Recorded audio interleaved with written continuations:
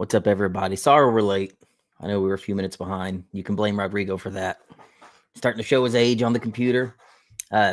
Everyone, thank you so much for tuning in. I just got over type A flu, so I thought the name was fitting. And I wanted to give Jonathan Isaac a shout out. Dude that's been providing some really cool guns to the channel. Our favorite Florida man. He's in the chat tonight, so that's super cool. I've got a few friendly faces here I want to bring on. Some guys that all came to SHOT Show. We all spit in each other's mouths for 4 days, which is what you do at SHOT Show. It's how everyone gets sick. I want to bring up my first guest here. I'm sure a lot of my subscribers are already well aware of this guy, Mr. Mark with the Fit and Fire channel. How are you, sir? Good. Thank you. Thank you for having me on. I'm excited. If you guys aren't already following Mark, Fit and Fire, awesome YouTube channel. Has been doing this for quite a while. And he's a part of the wolf pack. That's what I'm talking about. Oh, yeah. Yeah. The 3 best friends that anyone can have. Yep. All right. Next up, a guy I finally met for the first time, Kyle with Gear Know-How. Hey, everyone. Excited to be here. Yeah, man. Yeah. Thanks for getting me spanked at SHOT Show, dude. Never been spanked before. The memories. I actually paid for it, so that was good. Oh, yeah. Thanks for that. Yeah. Yeah, it was good. Yes, sirree, Bob. And the reason why we're all late, Mr. H-Town Werewolf, mi amigo Rodrigo. Oh, God, don't tell me we lost your audio. Hey, I'm here, guys. Sorry we're late. I'm showing my age. Yeah, just a little bit. Well, I think you're all going to quite enjoy our time with Mr. Rodrigo. All right, our final guest of the evening. He wasn't actually at SHOT Show. Kind of got screwed last minute by his day job. We had some crazy weather come through, and he had to stick around. But we have Jacob with AK Quality Enforcement here with us finally. What's up, guys? Yeah, man. There you be. I missed out on the flu. So we're all here. So everyone that's watching, these are all guys that you need to go follow right here and now. AK, how many times am I going to say AK Quality Enforcement on the live stream today? So Jonathan with Gun Quality Enforcement also has a YouTube channel, same name everywhere you look. Everyone here on the channel has YouTube channels, Instagram pages. Feel free to go follow them on all socials. I'm sure Rachel will be in the comments dropping links to all their socials as we go live. But the main goal today is to talk about SHOT Show. Was it a good one? Was it a bad one? Was it just okay? That's what we're here to talk about. I think a lot of us on this page have very eclectic tastes. Some things Mark might be into, I'm not into. He might have had his eye on something at SHOT Show I didn't give a shit about, and vice versa. So why don't we take a second? We'll look at the chat, see what's up to everybody, and then we'll get cracking, man. See a lot of friendly faces. Where's everyone's from? And is everyone drinking tonight? I would think not, because it's Sunday. And I'm sure we all have Tequila. Is that Barnall? Ballastol. Ballastol? Ooh, the smells. My name is Jeff. Oregon, baby. Michigan. Lots of people. Almost 200 people watching already, so let's not make them wait anymore. Why don't we do a roundtable, introduce ourselves, and then we'll all start talking about our list. What was really good at SHOT Show? Rodrigo, why don't you start off? Tell us a little bit about yourself. Hey, so again, sorry for making everybody late. Started the channel, like a year ago. Got in under my own merits to SHOT Show, which was really cool. First SHOT Show, it was pretty intimidating to say the least. And man, I'm honored to be part of the wolf pack. Well, hell yeah. All right, Jacob, hit me. Well, I'm pretty sure everybody probably knows me in the chat. Started out shitting on KUSA. They still blocking you? No, they're not blocking me anymore. They don't exist anymore. So, but anyway, but yeah, I started this 2 years ago now, and I'm mostly on Instagram. I do a little bit of YouTube stuff every now and then, but yeah, I guess that's it. And Jacob and I have like a 50-minute long talk about the whole KUSA thing. So that video's still public. They have not made us take it down yet. So feel free to go check that out. All right, Kyle, how you doing? Oh, doing well. So yeah, I'm Kyle with Gear Know How, YouTube, Instagram, X, you name it.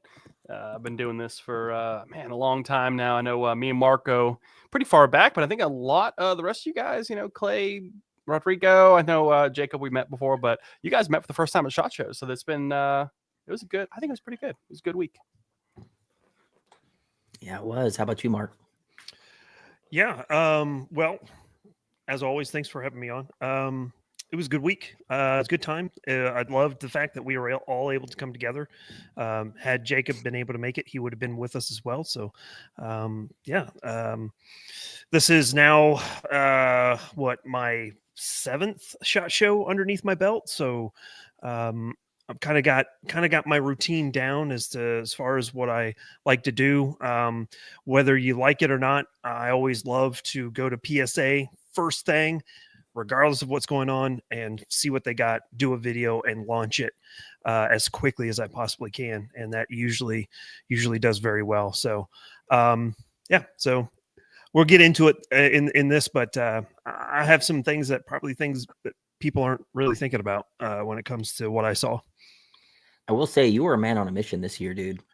Yeah. You were like a borderline slave driver for everyone staying at your Airbnb getting shot on time. Yeah, I am very particular, and God bless Nan. I drug her through the mud when it comes to SHOT Show, and she was a trooper. She didn't complain once, except for the what was it, Kyle? The mom hand, was that what you were saying to her? The mom belt, the seat belt, mom belt. Yeah, the mom belt. the Ubers that were falling apart. Yeah, exactly. But yeah. To be frankly honest with you, had she not been there, I probably would have been a lot different. So why don't we take it from the very top? We can start from basically us hearing that Jacob can't go. He got locked in at work. Without telling everyone what you do for a living, it's a very important job. And when weather gets bad, they could make you stay there. And unfortunately, that's what happened. So that really sucked. We had so many plans. And I know you had so many meetings set up. Luckily, though, I got to meet a lot of the homies that you had been trying to get me to meet for a long time. Meridian Defense was a big one. That's totally on Jacob for setting that up. I have him to thank for making that whole connection. And it finally happened. They're coming to KB because of Jacob. It's great, dude. So all that hard work you put into almost going to SHOT Show did pay off. Right. A lot of people that were trying to meet you. I think everyone in this group got to meet all those people. So that was really cool. So at the start of the week, I didn't get to go to the range day. Never made it. So I know a couple of you were there. So why don't Kyle and Mark actually talk about range day? I didn't get to shoot any guns. I just don't have that much vacation time, so I can't speak on it. Cold. Cold Yeah. and windy. Yeah. But no rain. Yeah, exactly. I was going to say for the first time in 3 years, it didn't rain, but it was 20 mile an hour plus sustained winds. Ooh. Yeah. I remember last year it rained the whole day. Yeah. Yeah. Mm-hmm. Yeah. I was just whipping bitter sand. I think I'm still getting sand out of my ear. Yeah. And to be frankly honest with you, there was only maybe just a handful of things, a couple, 2, 3 different firearms that was like, oh, okay, this is something, but outside of that, yeah, I don't know if I'm going to go back to range day next year because of what I saw this year. So, and that kind of stems from last year too. Last year was range day was just kind of okay. And then this year was just not even okay. So if I do go, I may try Prairie Fire or Battle Arms. I might try them. That was the one I went to last year, wasn't it? I went to Battle Arm. Mm-hmm, that's right. That's where M&M, Rifle Dynamics, that was a really cool range day last year. Rifle Dynamics, they had that 300 black AK and all that stuff. Exactly. Yeah, there's several. I think there's several ranges going at the same time. In fact, I think so many people have gotten so bored of the SHOT Show version of range day. Yeah. There's just other people doing it way better. Yeah, And I think so. that's where all the cool stuff goes now. Yeah, Off-site. especially from what I hear with Prairie Fire, they had like a run and gun lane or something like that where you could actually run and shoot targets and stuff. So Yeah. just 1 second though, I talked about her, so she has to put her 2 cents in. I just wanted to say that all I wanted was a functioning seatbelt in the back seat. That was my only request. That's, yeah, You're like in the podcast right now. I know. So anyway, there you go. Yeah, I think even Beretta they bailed out on the main range day. They were at Prairie Fire or something. I don't think PSA was at any of them. They didn't do any of them. Yeah. So yeah, that's kind of the status of range day these days. But I think Probably that's a lot of fun. don't want anyone shooting any of those prototypes. Oh yeah, no, of course, definitely not. Yeah. I would have thought that they would have had one of their X57s ready to go for it. By now, right? Yeah. They're hyping it up so much. But then again, if it fails, then it's just going to make them look bad, you know? They had their 5.56 AKs last year, now that I remember. So this actually was the first year they were not there because I test shot their first 5.56 AKs that were coming out. Same here. Just a year ago, right? So yeah. I think the big winner though, and actually I just found them earlier, gloves. There was a company handing out gloves at the door of range day. And I was like, my fingers are falling off. I'm loading these shotgun shells. I'm like, oh my God. So that was good. That's clutch. Yeah, that's clutch. That was good. So the live fire day definitely was not the highlight of SHOT Show. No, I would say probably Can't never talk. is. Probably hasn't been in a long time. Tuesday's the big day. That's when the doors open for the first time and a sea of hover rounds and gun tubers all flood in the front door. Straight to the PSA booth. That's where everyone goes right away. I think that's where we all went first. I know that's where I went first. And I know Mark was like, I'm PSA's first. And I'll be damned, dude. You probably had the first PSA video on YouTube, and the timing was great. It's probably the most highly viewed video of the PSA booth at SHOT Show. I'm super proud of you that you pulled that off because you like willed it into existence. You're like, I'm gonna fucking be the first one through that door. I'm gonna be the first one to get that video. I didn't even know they had a media room where you could like go and get really good Wi-Fi, edit, upload, and go back to show. And I've been there. I've been going like 4 years. I didn't even know that was a thing. Yeah, that was a privilege for sure. So, and that's the big thing for me. You know, I know that for those of you that don't really care about this, this is kind of how I get myself out there. I mean, Clay, you've crushed it with your channel over the last year, 18 months, and your subscribership has gone, into the heavens, which is awesome. The OnlyFans has done well. Yeah. And so I know that this is a great opportunity to kind of give me a bump every single year. And I was able to I was like 300 away from 50,000. So I knew that if I got a PSA video out, that subscriber count would jump up over that 50,000 mark, which I was very, very happy with. You did, man. Congratulations. Yeah. Big milestone. Congratulations. Yeah. So yeah. And that started, I would say probably SHOT Show of 2020 is when I really noticed that, oh, wait a second, I got my video out before anybody else and people are watching mine first. So again, if it doesn't matter if you like or dislike PSA, they always come prepared for SHOT Show with something crazy. And this year was a freaking 50 cal. Are you serious? You know? And lever guns, I noticed like, no one talked about the lever guns out of nowhere. Yep. No one talked about the well rod. The well rod. Yeah. No, Joe did. Okay. Firearm Freedom. He put out a video, and unfortunately, it just kind of flew underneath the radar for a lot of people. Yeah, it was cool meeting him. I've been watching him for years, and he just Same popped here. up at the Airbnb. Yep. That's probably thanks, bro. Respect, hip hop legends. This was probably the one year for me personally where I've met a lot of other people in the YouTube space that I've always wanted to meet. Met him. Met the Gorillas in the Midst, which was a big ticket item for me. Fairly new channel, but they've blown up so fast because they actually shoot like they're really good shooters, and it's not your typical dudes at the range doing a thing. So by all means, go Google search Gorillas in the Mist. Met them. Met freaking Meat Canyon, Papa Meat. I think half the people watching this may even know who that is. That was super freaking cool. Rachel and I are like huge fans, so it was cool geeking out over him for a little while. celebrity wise this year, didn't really see any like non-gun world celebrities. Like back in the day, you'd see Ted Nugent walking around and like Donald Trump Jr. walking around. I didn't see anyone like that, but it was really cool seeing like other YouTubers at our level that I really get down with, really enjoy their content. That was super cool. This was just full of good vibes this year. Like I didn't have any negativity this year that I can even speak of other than type A flu. Yeah, I kind of wonder if that's because of the political wind that shifted. You know what I mean? Like it seemed like last year it was kind of, didn't know how things were going to go. Yeah, I mean the inauguration happened before the doors open on Tuesday, so I think they had it like on all the TVs. It was airing when we were at the airport on Monday, Rachel, if I'm not mistaken. So I don't know. There was definitely positivity in the air. Just for me personally, I felt like everyone was feeling good at SHOT Show this year. Like a weight was off the shoulder just a little bit. Yep. So PSA booth, probably one of the most popular booths, I would say. I have a top 5 list of the cool things that I saw. PSA ain't on it, but I do think the VOOC is pretty cool. I don't hate it. It's a Jackal that's trying to be, a goofy prototype of an AK. Not exactly an AK-12, but kind of close. But what I thought was kind of neat, which I wish Henry and all the other lever gun people would take note.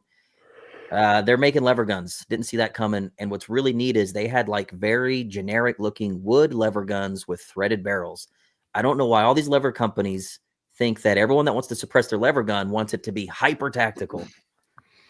I just wish someone would make, like Henry, if you're listening, make like a normal octagon barrel, traditional looking lever gun, and give me some threads on the barrel. I don't need Unmarked. I don't need 1913. I just want a tradish lever gun that I can hang a big stinky can off of. They do on the 22 offering. I used to have one. Yeah, octagon barrel with the what do you call that? The buffalo horn sights or whatever. Yeah, I need that 357, dude. That 38 special. What I will say about the lever guns is, as soon as I picked it up, I was like, "Wait a second, this looks awfully familiar." Those are Turkish imports, and G-Force has the exact same one. It's the 1894 top ejecting lever gun, and so I mean, it's a start. They could import the Turkish ones first and then start developing their own tooling for it, maybe. I don't know, but that was something that took me by surprise. I think Kyle, you and I were talking about that. Yeah, it's actually in my video. So I picked it up, same thing, and I was like, wow, these are, I know they're kind of prototypes, but I said, where are these being made? And he's like, oh, we're gonna get them from Turkey. Don't worry, we're gonna check it over and make sure the quality's good. And I was like, oh, I don't know, dude. So I was talking to Mike there, and I was like, just make sure you really keep an eye on these, because you don't want to get a dud. Because I mean, come on, like PSA can easily just kind of pull the tooling together for this, right? So it might take a little while, but they really should kind of bring in lever guns at home in South Carolina. Yeah. Hey, so I like the VOOC as well, but did you guys see the Saber 11? They have a 2011 style that they're also, it was on the concept wall. That's going to be interesting. I think that's going to compete with the Prodigy. I think that's what they're aiming for, is to compete with the Prodigy. I thought it felt pretty good in hand, so. It did, yeah. And it's going to be cheaper too, I bet. Yeah, I want to try out that T-Sauce double stack one of these days. Oh man, they've got one at my local shop, and I'm just like, I don't know if I want to get it or not. The T-Sauce, the M1911A1 that they had, it was like what, $299 or something like that a few years ago. That thing is awesome. It's forged, slide and receiver, and man, it's like it's great. It's an excellent gun, and I'm really want to try out their double stack just to see if it's still the same quality, because they used to Cerakote them. And I don't know if they still do or not, if they use a different form of Parker, maybe if they Parkerize it or what. And obviously the PSA booth, for people that don't know, it's like, I would say 3/4 PSA, and then 1/4 of the booth is a big H&R setup.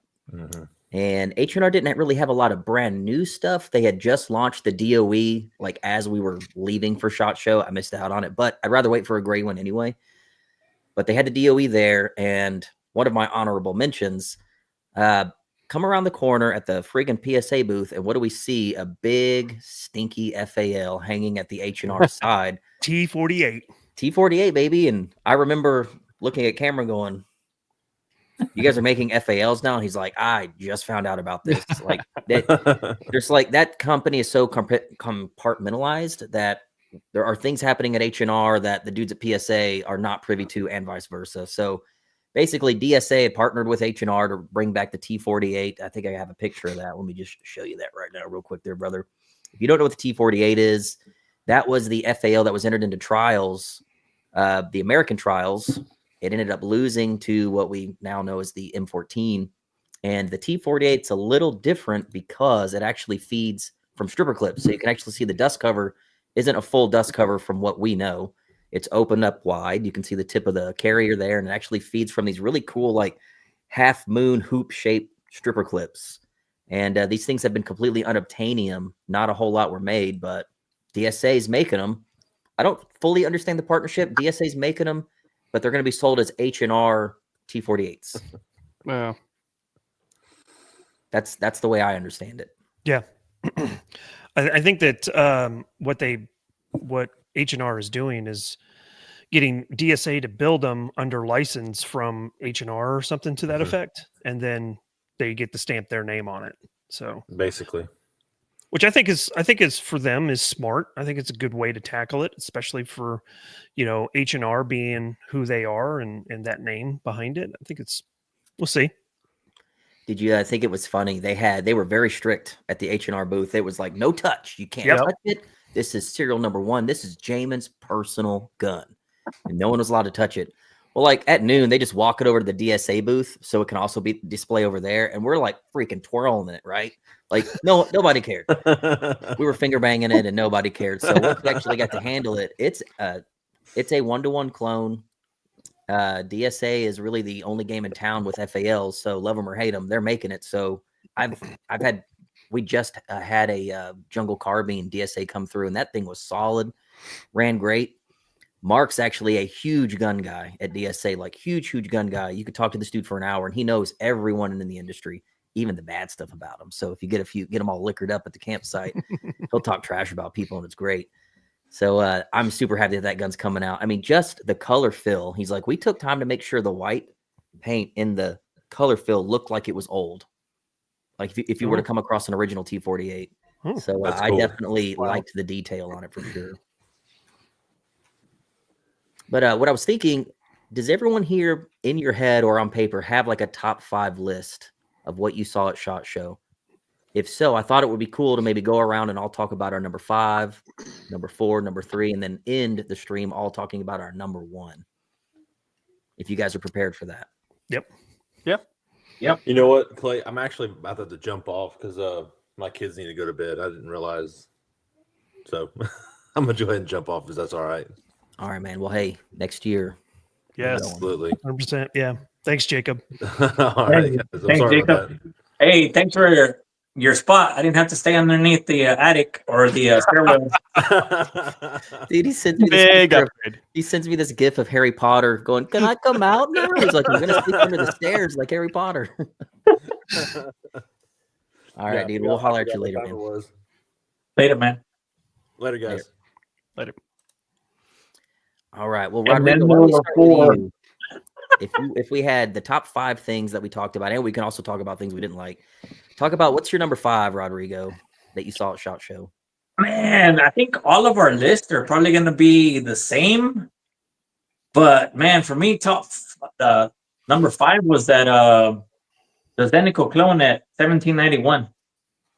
That You mean this right what here? they were doing over there with that hardware, or that was amazing. They're using Magnite, and it was very light. So I was very impressed with the work. The gentleman there, I think this is something that Finn Fire or that Mark told us to go check out, and we went over there and we were like blown away by the quality of the work and how light it was. So to me, that was my number 5. Couldn't agree more. That's one of my honorable mentions. It did not make my top 5, but I had it set out here. For anyone that knows what they're trying to clone here, I was even afraid to like say Zenit clone in front of them because some companies that clone Zenit code don't even say the word. Like you Yeah. can't even say Zenit code at the PSA booth. But yeah, Mark was like, here's this company, go check them out. 1791 leather. And I remember thinking that's weird, a leather company making AK stuff. Not only are they making AK stuff, this has to be the best attempt I've seen at a Zenit clone. And this, the 3 o'clock and the 6 o'clock sections of 1913 are held on. And then if you pop that off, you have M-lock. It is lighter than aluminum. It is stronger than aluminum.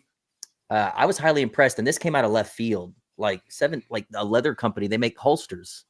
And they're making some of the best Zenit clone I've ever seen. So I'm sure me and Mark are both going to make full videos on this. This stuff's incredible. Oh, yeah. I've just got to figure out which rifle to put it on. Yeah, they said the fitment was kind of weird with that one, right? It's like a AKM only, but it's like Russian specifically. Correct. He tried to put it onto his Wasser, and he had to do some modifications.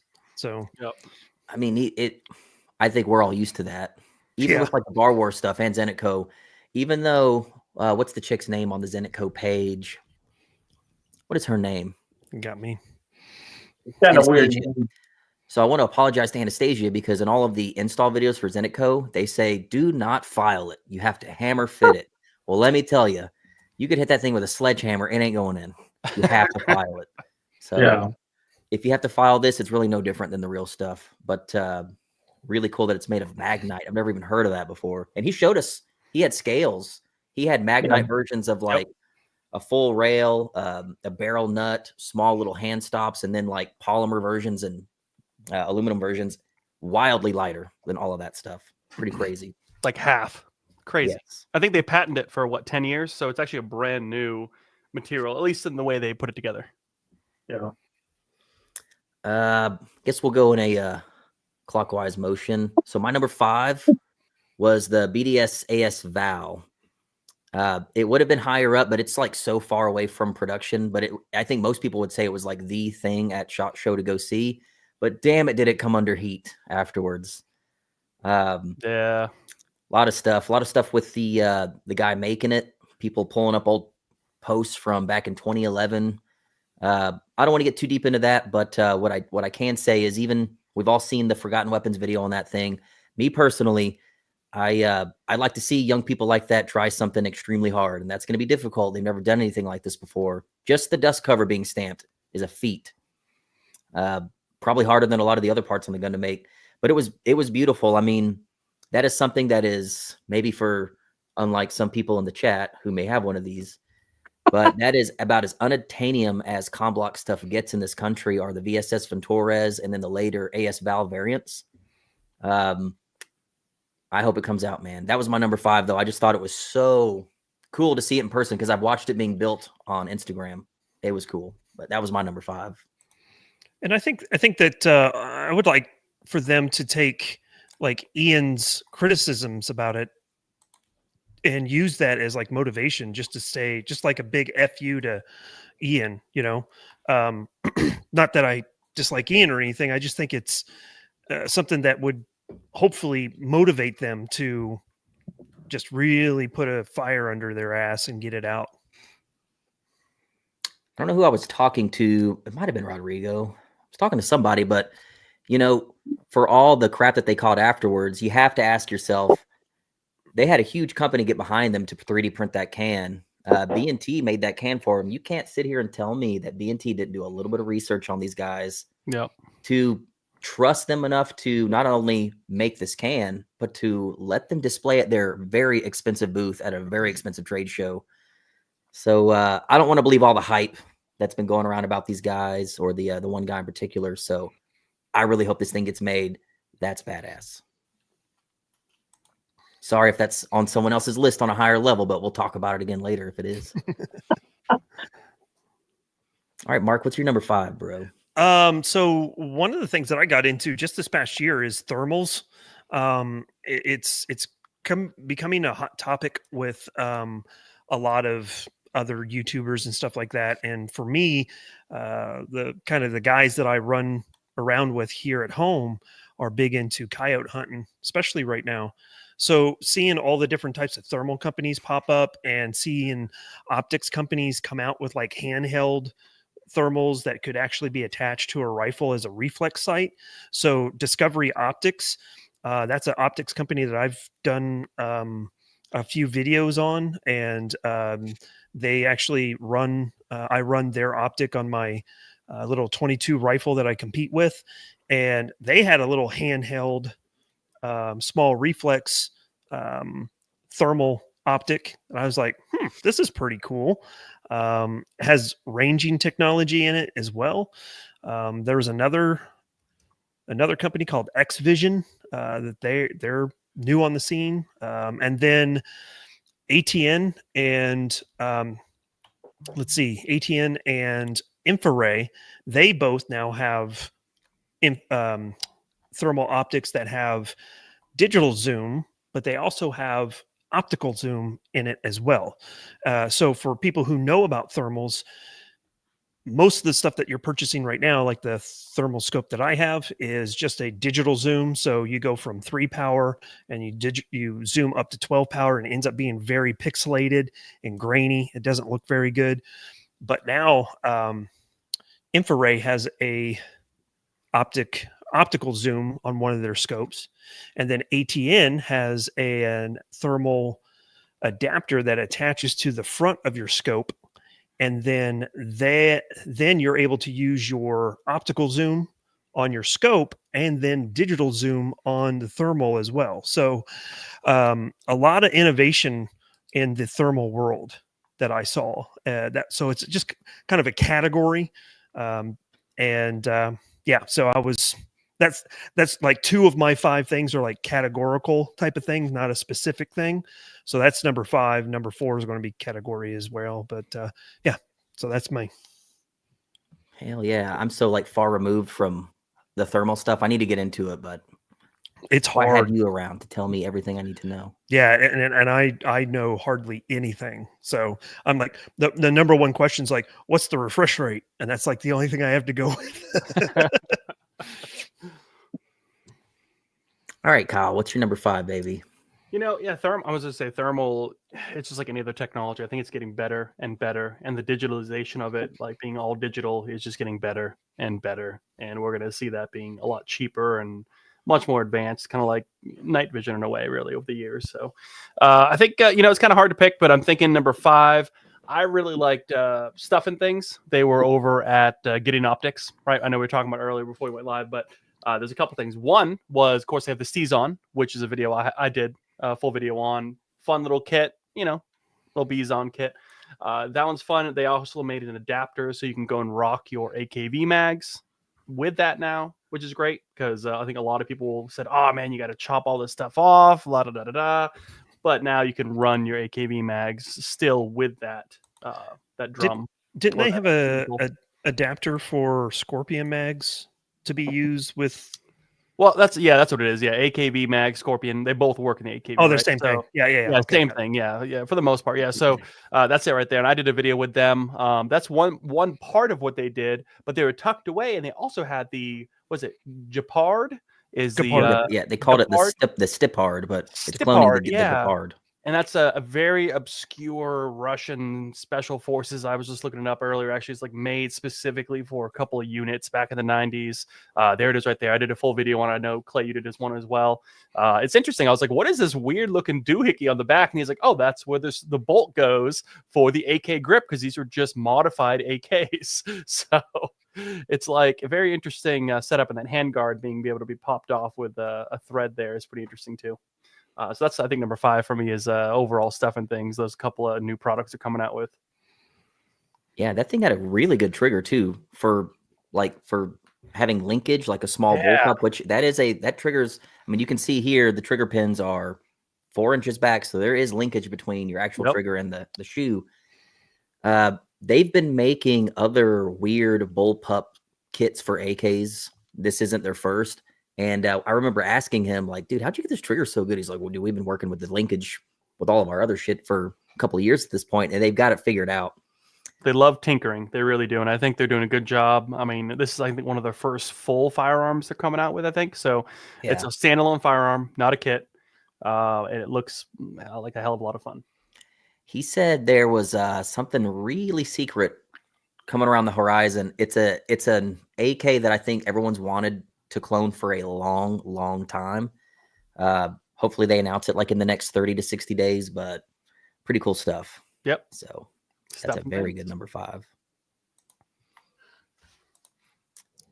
All right, Rodrigo. Let me numero cuatro, number 4. quattro. Let me knock out this one super chat. There's a couple super chats. Yeah, go ahead. Let me knock them out real quick.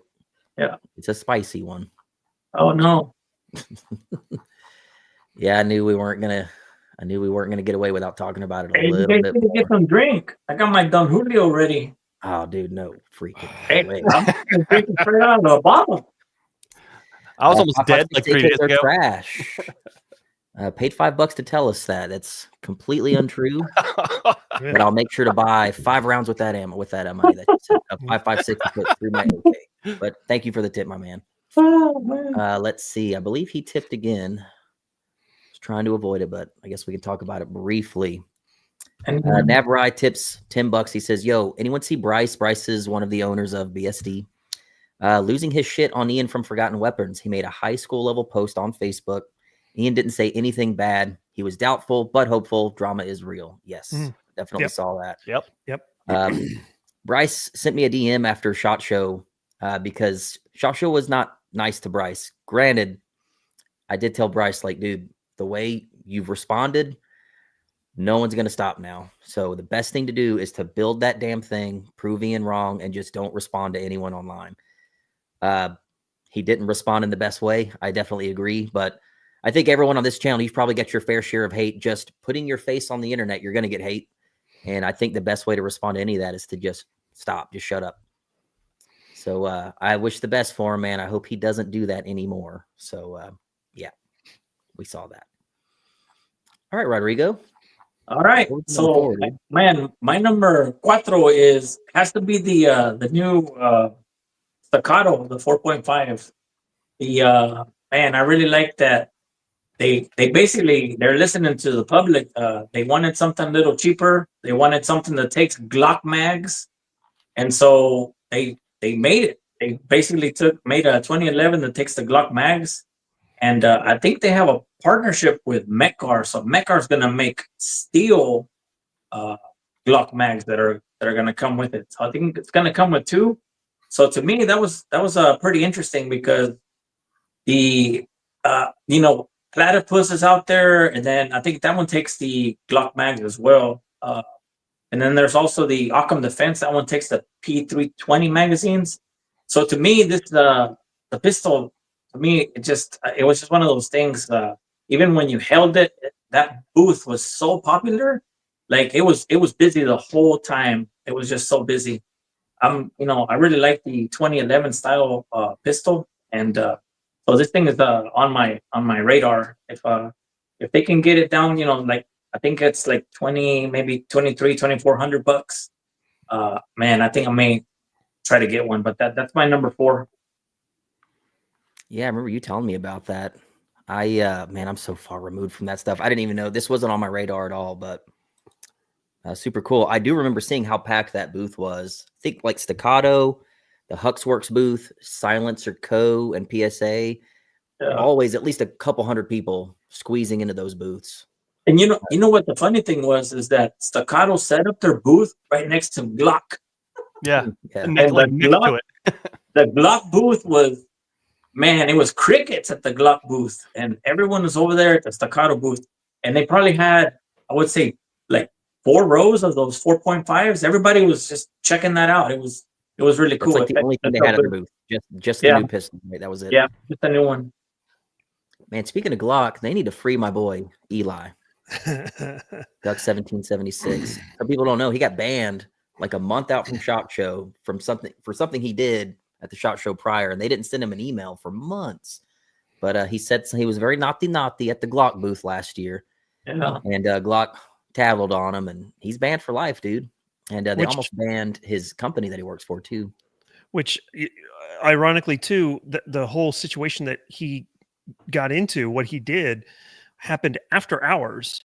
Yeah. So Glock being Glock, you know. Yeah. I wonder when Glock told on him. If they told on him right when it happened and SHOT Show just took a long time to get around to it, or if they waited and they like let him really think he was going and then told on him. That would be sneaky. I don't think so. I think that Eli knew ahead of time that something was not good, because I had him on the podcast and he mentioned that you can't talk about it, but you know, not some good things happened. So Yeah. Anyway, let him back in. He was on what's so funny at the Colt booth. Eli was like 20 foot tall, a huge picture of him on the side of the booth. And they had a cardboard cutout of him at his company's booth. So you could go take pictures with Eli. But my number 4 came out of freaking nowhere. We were about to leave SHOT Show. This was Thursday. I was with mi amigo. We were down in the dungeon. And I don't know why we walked this way, but we were just killing time. And we see an SVD Dragunov with like 2 versions of it, a really classic looking version and then a modern version with like a free floated chassis and optic mount and all this crazy shit. And we noticed that there is a company out of Houston, Texas called Inside Armory making an American SVD. And they had 2 copies there that didn't look super close, but they were close enough. Let me pull a picture of that up here. This was the original version. Now, what you can see is it has factory SVD furniture, the stock and the in there, the forward grip made out of wood there. That's all surplus parts, but they fit it like a glove. And this was all, if I'm correct, stainless steel, Rodrigo, stainless steel receiver. Yeah. Stainless steel barrel, gas block, tunable gas block. All those components were all stainless. But what was most impressive is the dust cover was not like out of a kit.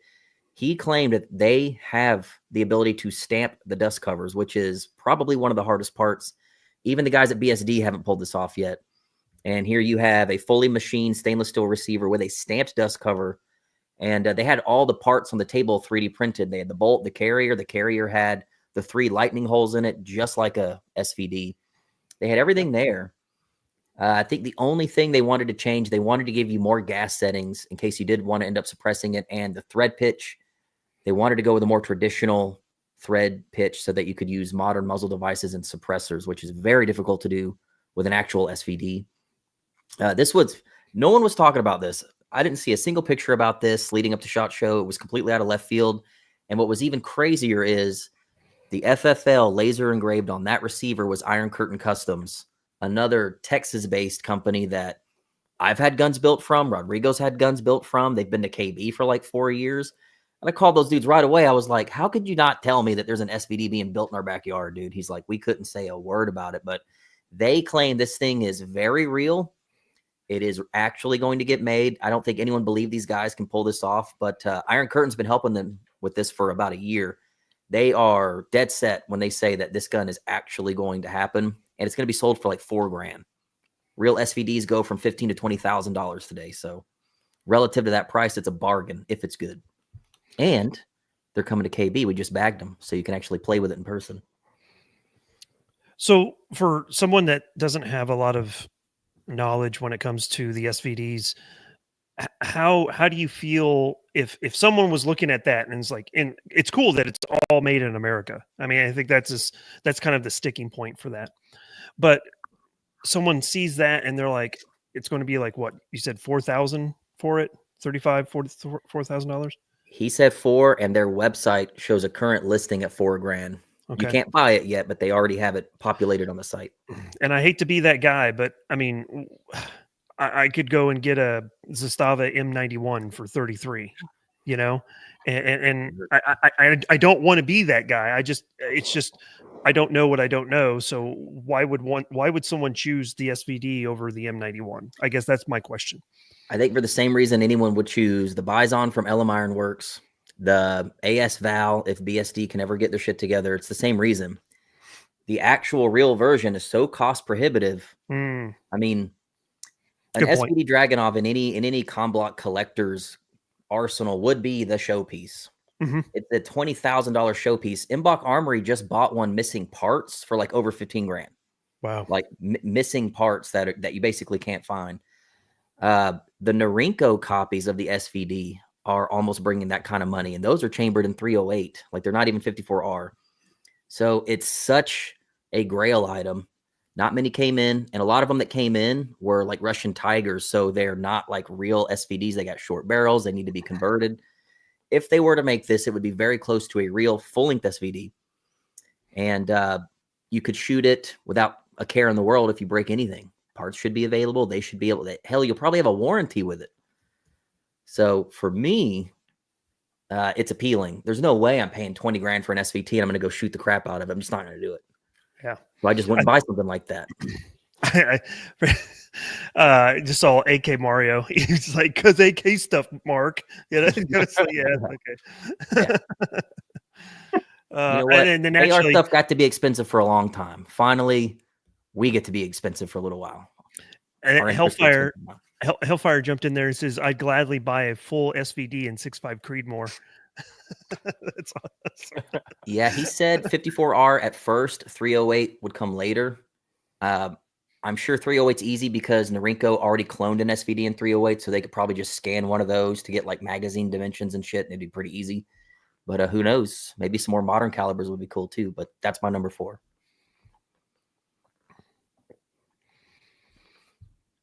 Tag, you're it, Mark. Okay. Yeah. So again, another category type of thing based off the conversations that I had going from booth to booth to booth, and that's going to be suppressors. I think that this year we're going to see so much happening with suppressors, not only through different types of materials being made, suppressors being made from different types of materials. I know that there's a couple different companies that come out here recently, like anechoic, that's all titanium suppressors. So that's not anything new, but the new piece of it is that people are actually starting to 3D print these suppressors in these different types of materials, not just steel, not what's the other one? Inconel. Inconel. Yeah, Yeah. thank you. But also 3D printing titanium, having like a titanium sleeve with the 3D insert. Some of the 3D print of the baffles were really, really cool. And some of the different companies that I saw that have all these different chambers and just designs that they're working on. I just thought that was really, really interesting. So, and to basically kind of put a pin in it is, Zastava has their VUC that they're introducing this year.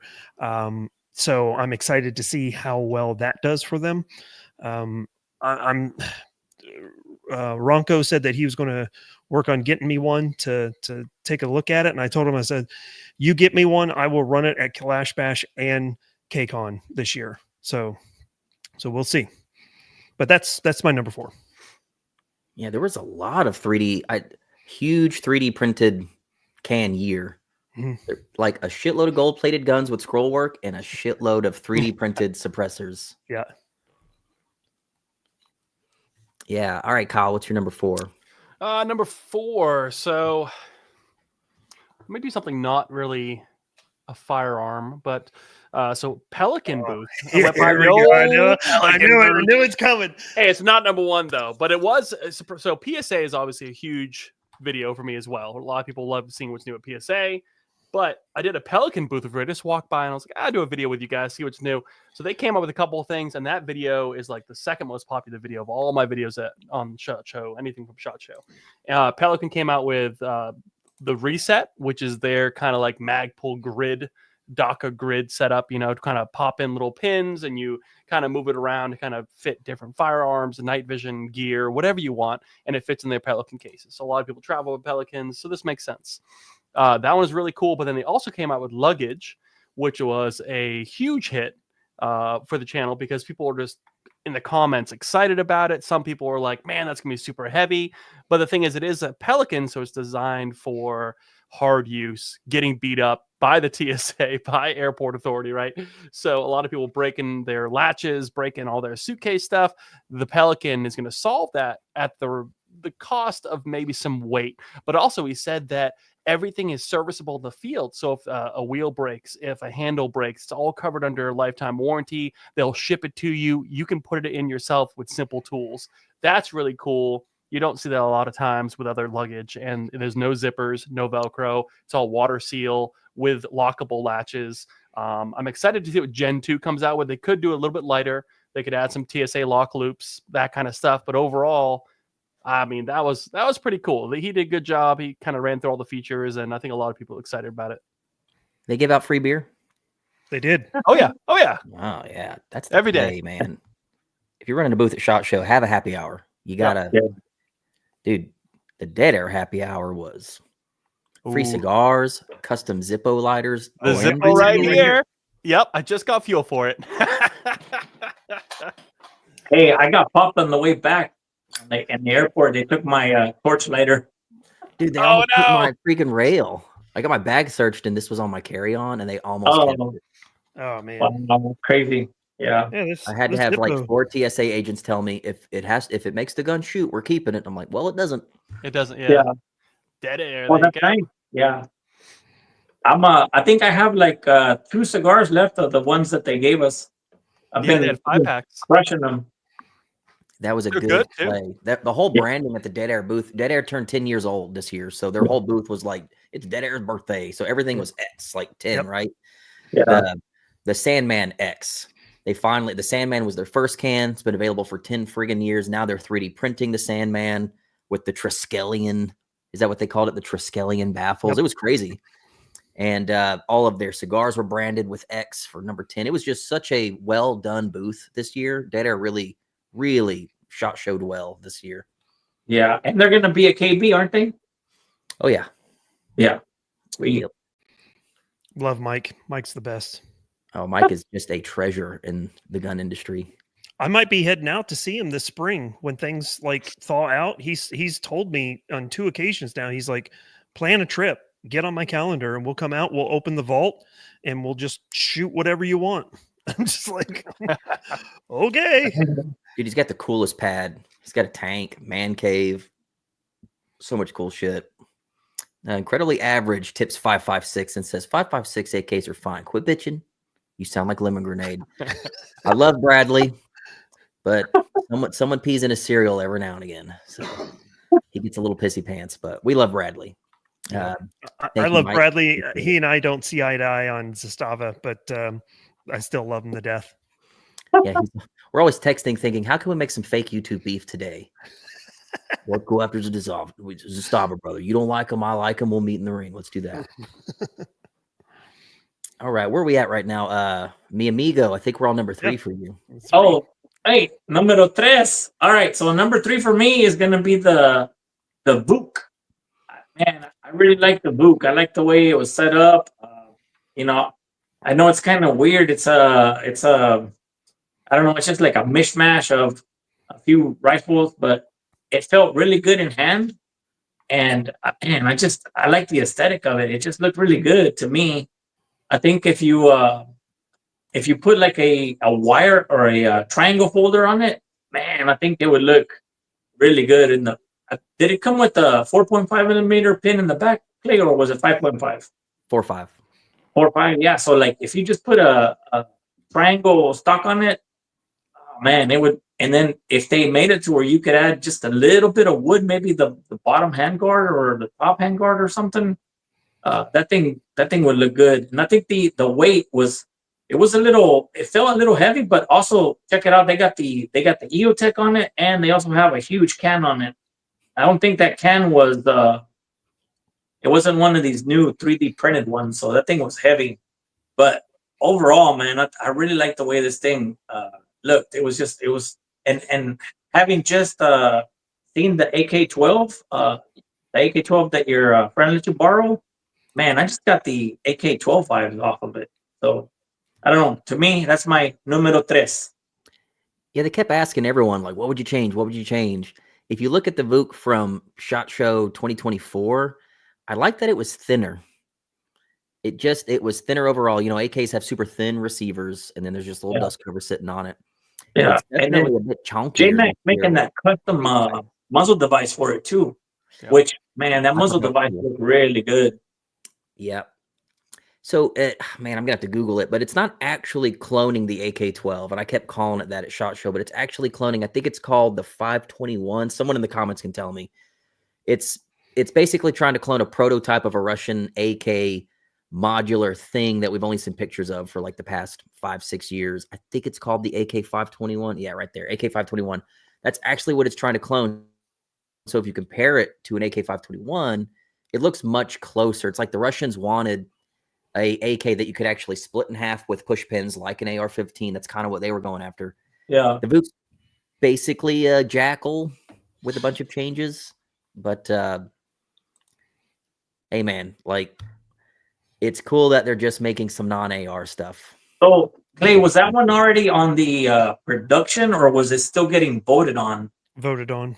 Yeah. Oh, it's still getting voted on. Oh, Yeah, because some people were wanting like side charging handle, left side charging handle. They're trying to tweak some of that. They want to make sure that everybody gets what they want, but no matter what PSA puts out, not everybody's going to be happy. So, still like to see what happens.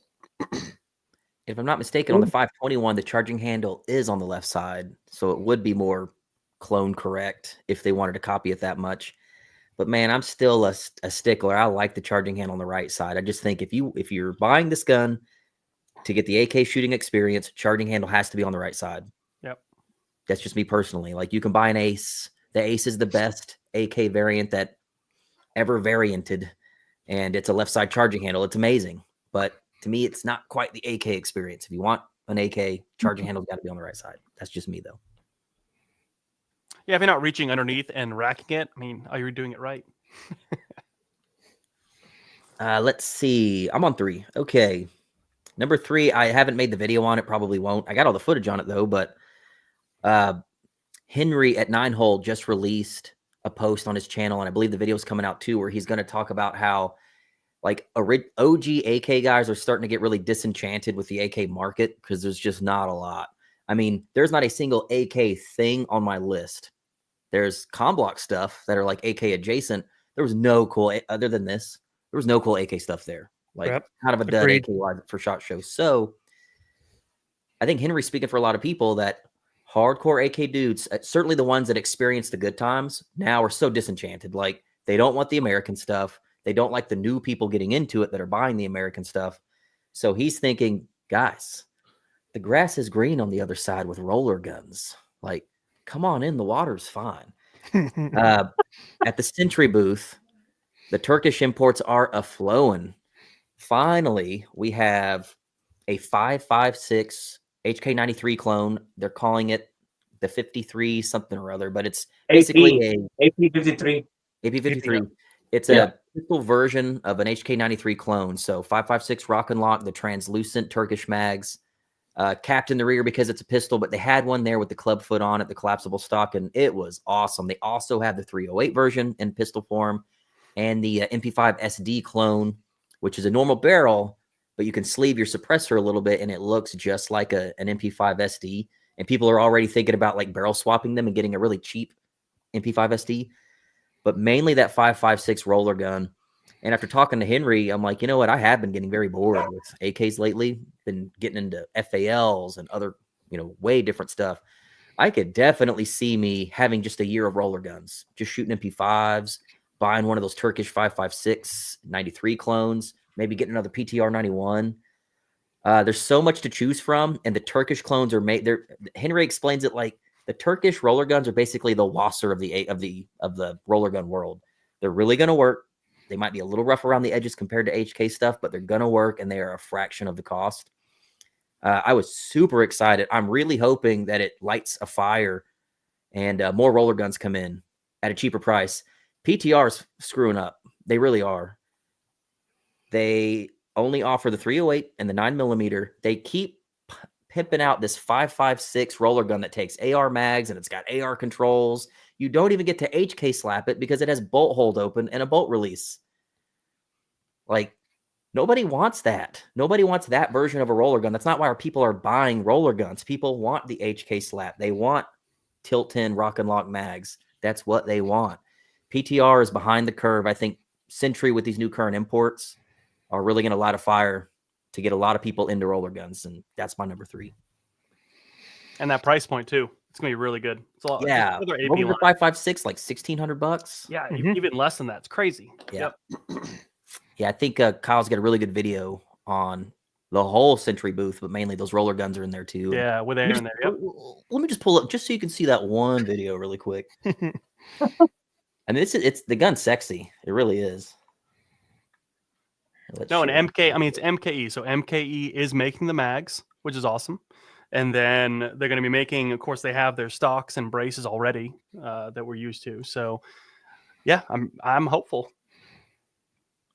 Yeah, dude, that's a good looking What gun. was the barrel length on that? That's got Is to it be like what, I think it's like 9 inch, 10 inch, probably about the same as the AP5. Yeah. Just I'm sure 5.56. I'm sure it's very easy to bring them all in as pistols. I'd love to get a 16-inch version, but rifles are just hard to get in for 922R reasons. But that's a good looking gun, and they don't have it here, but they had one of these with the collapsible crutch stock, and man, did it look good! It was like perfectly proportioned with that stock on it. It is, Pretty and they cool. said coming within weeks. So we're gonna start seeing these coming in within weeks. He said. And look at the fire selectors. They give you single 3-round burst and full auto engravings on the receiver. So if you're a guy that has trigger packs, you've already got a really cool lower that already has all the settings built in. At least they're engraved on the receiver. The barrel length is 8.3 inches Interesting. on the 53. Yep. So pretty much the same as the AP5 or a full length MP5. Hmm. Also, something to note is look at the grips on that. It's not the typical Turkish grip you see with the finger grooves, right? Mhm. It's an actual like HK clone grip. So that I was real excited to see because they could have just thrown an AP5 grip on there and called it a day, but that's not as comfortable or as cool looking as that. They really did all out. Yeah. Those mags are good too, and they couple, which is really cool, like SIG 550 mags. Yep. Really cool. All right, Mark, I believe you're on number 3 now, sir. Yes, sir. To go along that same kind of trajectory with roller guns, Zenith had their ZF 556 and ZF 300 and 350. Basically, their roller gun for 556, 300 Blackout, and 350 Legend. I shot the 300 Blackout at range day, and I thought that was pretty cool. It's not new for this year. They had one last year, but what they did new this year is they converted the lower from a kind of HK style lower to more of an AR-15 style lower. It does have last round bolt hold open.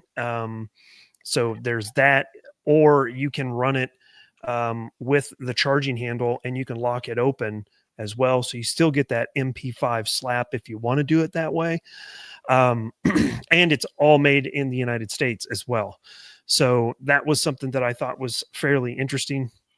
The lower can receive what do you call it? AR-15 trigger packs. So if you want to drop in like a Rise Armament trigger pack or even a Geisley or something to that effect, yeah, you can do that as well. So I think one of the reasons why we're seeing the AP53, or is that what it's called? A APC? Yeah. AP53, yeah. Yeah. Why we're seeing that, and then the ZF 556, I think CMG is supposed to be developing a roller delayed gun, is because last year they introduced legislation to ban like AR-15 style firearms, and they were going to do it by including any type of firearm that used a certain type of action. So roller delays were going to be somehow exempt from it because it doesn't run like an AR-15. So we started to see all these companies start doing roller delayed stuff. That's just my conspiracy brain talking, but that may be one of the reasons why we see some of that stuff going. Interesting. Number I 3. held that Zenith as well. It was heavy. They were Yeah. up on the 5th floor, right? It was a Yeah. heavy boy. It is heavy. It is heavy for a shorty too. Yeah. That's one of the downsides to it. Everything's got a downside to it. Yeah. But you're right. It was a little heavy.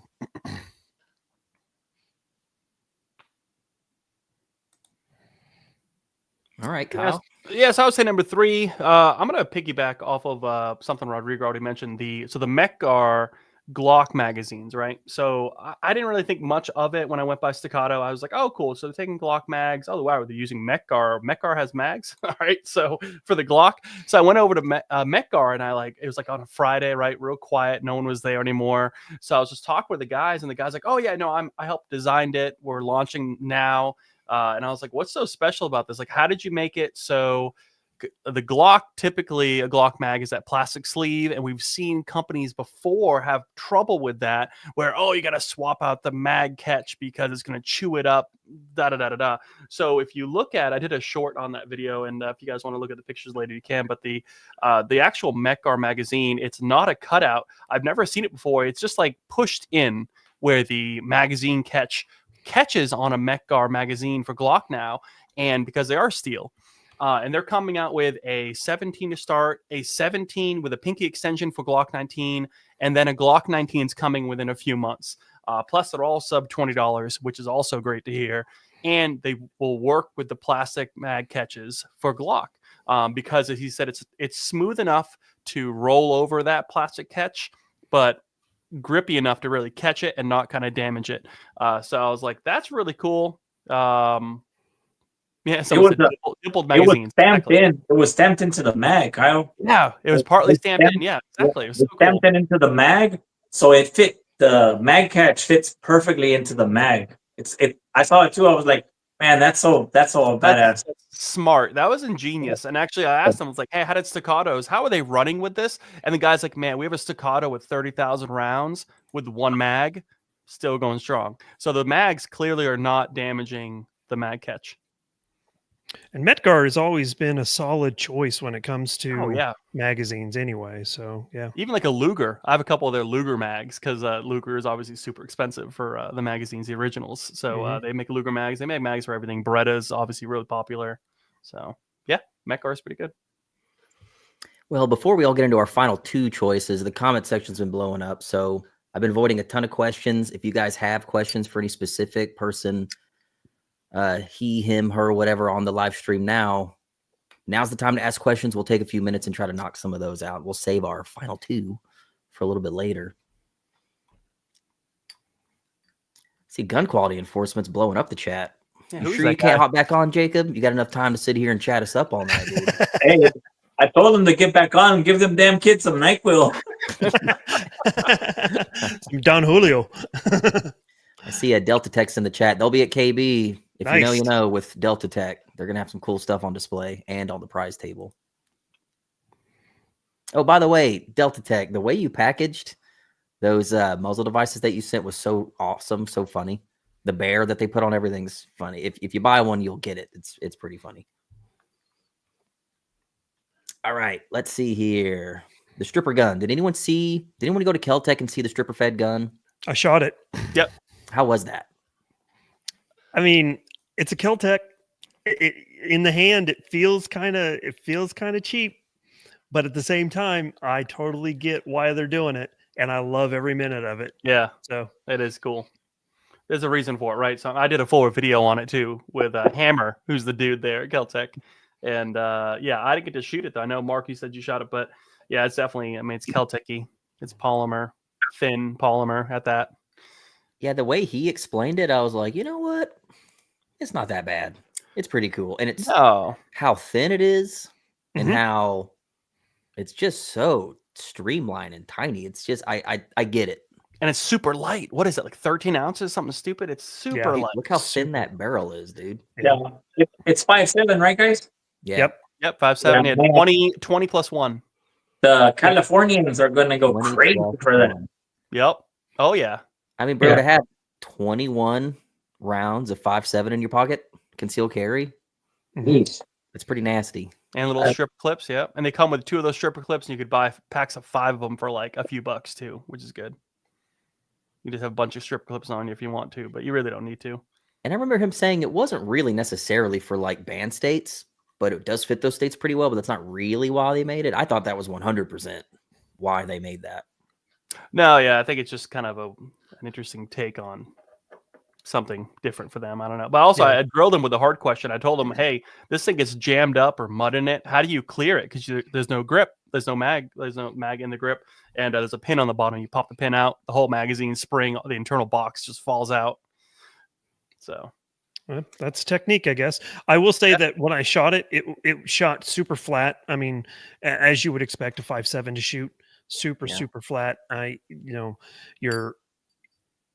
Any recoil that you did, feel didn't move the red dot hardly at all.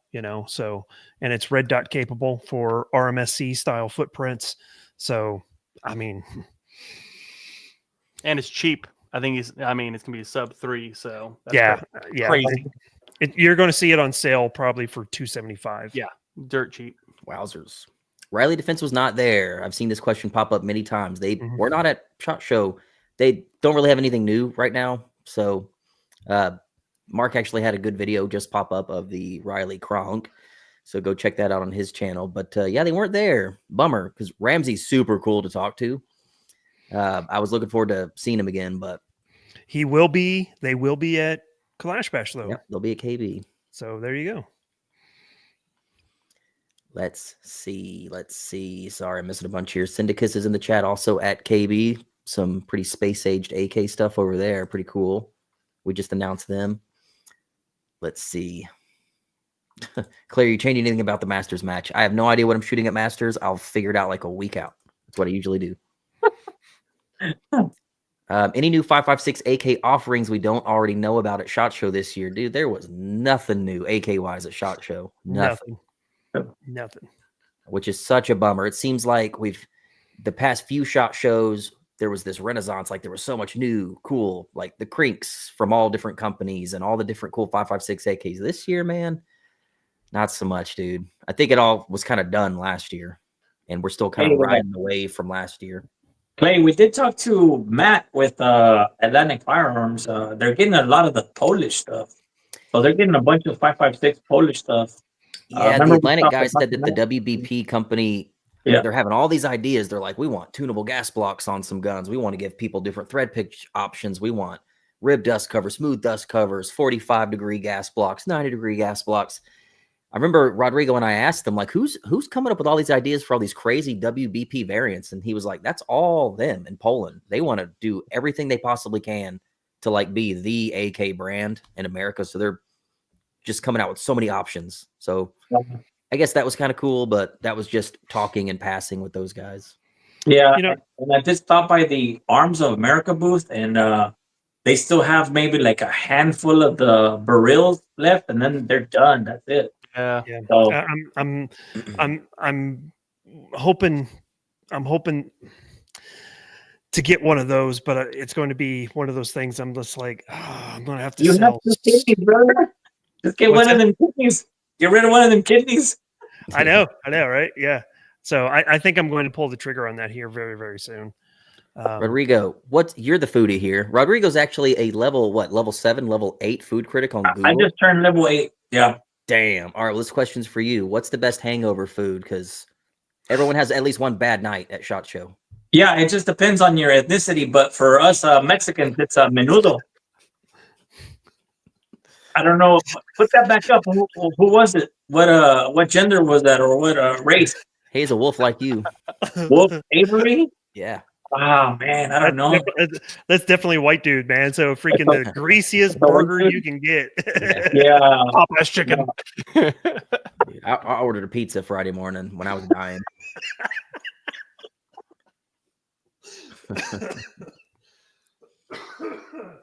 Front toward enemy. Sure wish someone made an MP7 clone that worked. Yeah, so Tommy Built even like kicked that can down the road to somebody else. Tommy Built is done. They're done. Yeah, they closed up shop. They're done. Damn. Was that just because of the quality going downhill? I know they had a lot of problems. I mean, no, he ended up selling out. Not selling out. I don't want to say that. He sold everything to somebody else. I think Jacob knows exactly the specifics behind it. But yeah, So it's going to live on, but it's just kind of not under him. Yeah, not under him. Yeah. Yeah, I mean, he put a lot of work into, the last couple. What was it? So MP7, and then you had one of his. Yeah, right? I got the G36C. Yep. Yeah, did that ever get going, running pretty good, or? Oh yeah, it's never had a problem. Never had a problem. Okay. Tony and I have a G36 that he built. We post sampled it, and that thing runs like a freaking top. Mhm. Good. The AOA booth. So usually AOA sets up at the FB Rodham booth. I'm not even sure AOA was at their booth this year. When I went there, it was only Polish guys from FB, and it's crickets. They show the grot every year at SHOT Show, and then they tell you every year at SHOT Show it ain't coming in. So don't even know why it's there, honestly. They had like a few of the barrels there. Of course, as you know, like if you don't have a barrel now, you probably lost your opportunity. They're not going to come back for a little while. So it was kind of a sad scene when I walked by the FB Rodham booth. I didn't see any of the AOA guys there. Yeah, they actually have a pretty good deal on their website where you can get one and split the payments into 10 payments. And it's not that much. I think it's like $4 of interest per payment. So like if you really want to get one, just jump onto that plan and then you can just pay it quicker if you want to. But I would suggest that if you're trying to get your hands on one of those 5.56. Scouring through the comment section here. Any hopes for a Riley 5.56 crank? I bet you they'll make one, honestly. I don't see why not. It would sell way better than the 7.62, I think. I mean, they talked about it last year. They said that they were going to introduce the 7.62 by 39 first, then 5.56, then 5.45. So we'll see.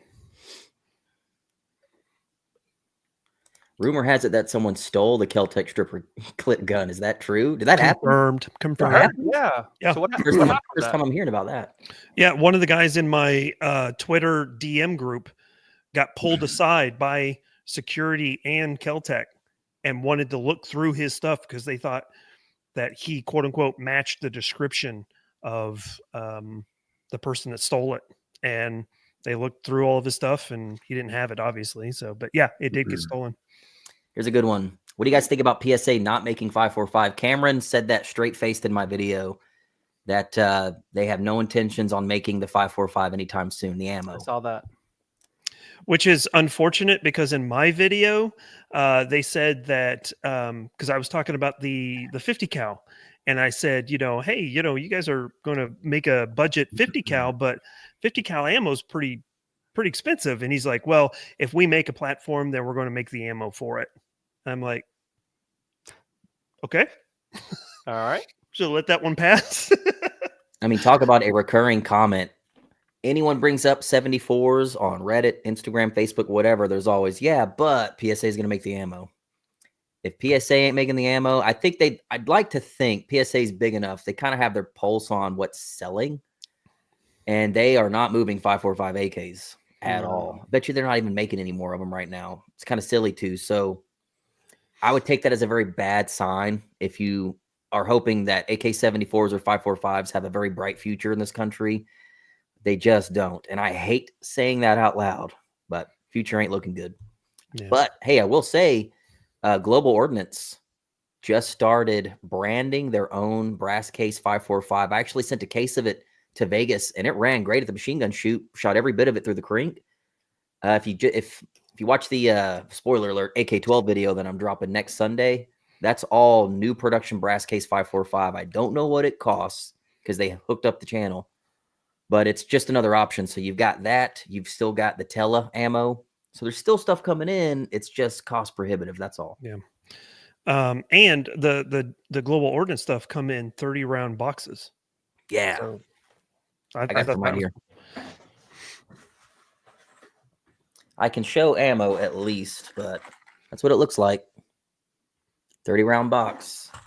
And I'll pull out around and show you. This stuff's pretty. Freaking brass case 5.45. Wow. Nice. Wow. And it ran. Like I say, we shot 500 rounds of this at the machine gun shoot through Kevin's crink, and it ran good. Ran good in the AK-12 too.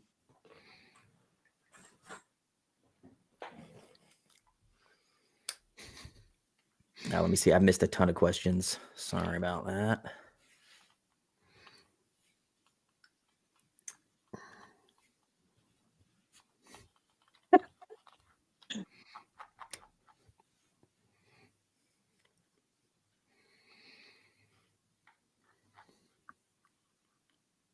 All right, everyone's talking amongst themselves, so we'll let them talk. Okay, who do we leave off on? I think we're on Torta, who's going to get into his number 2 really Number quick. 2.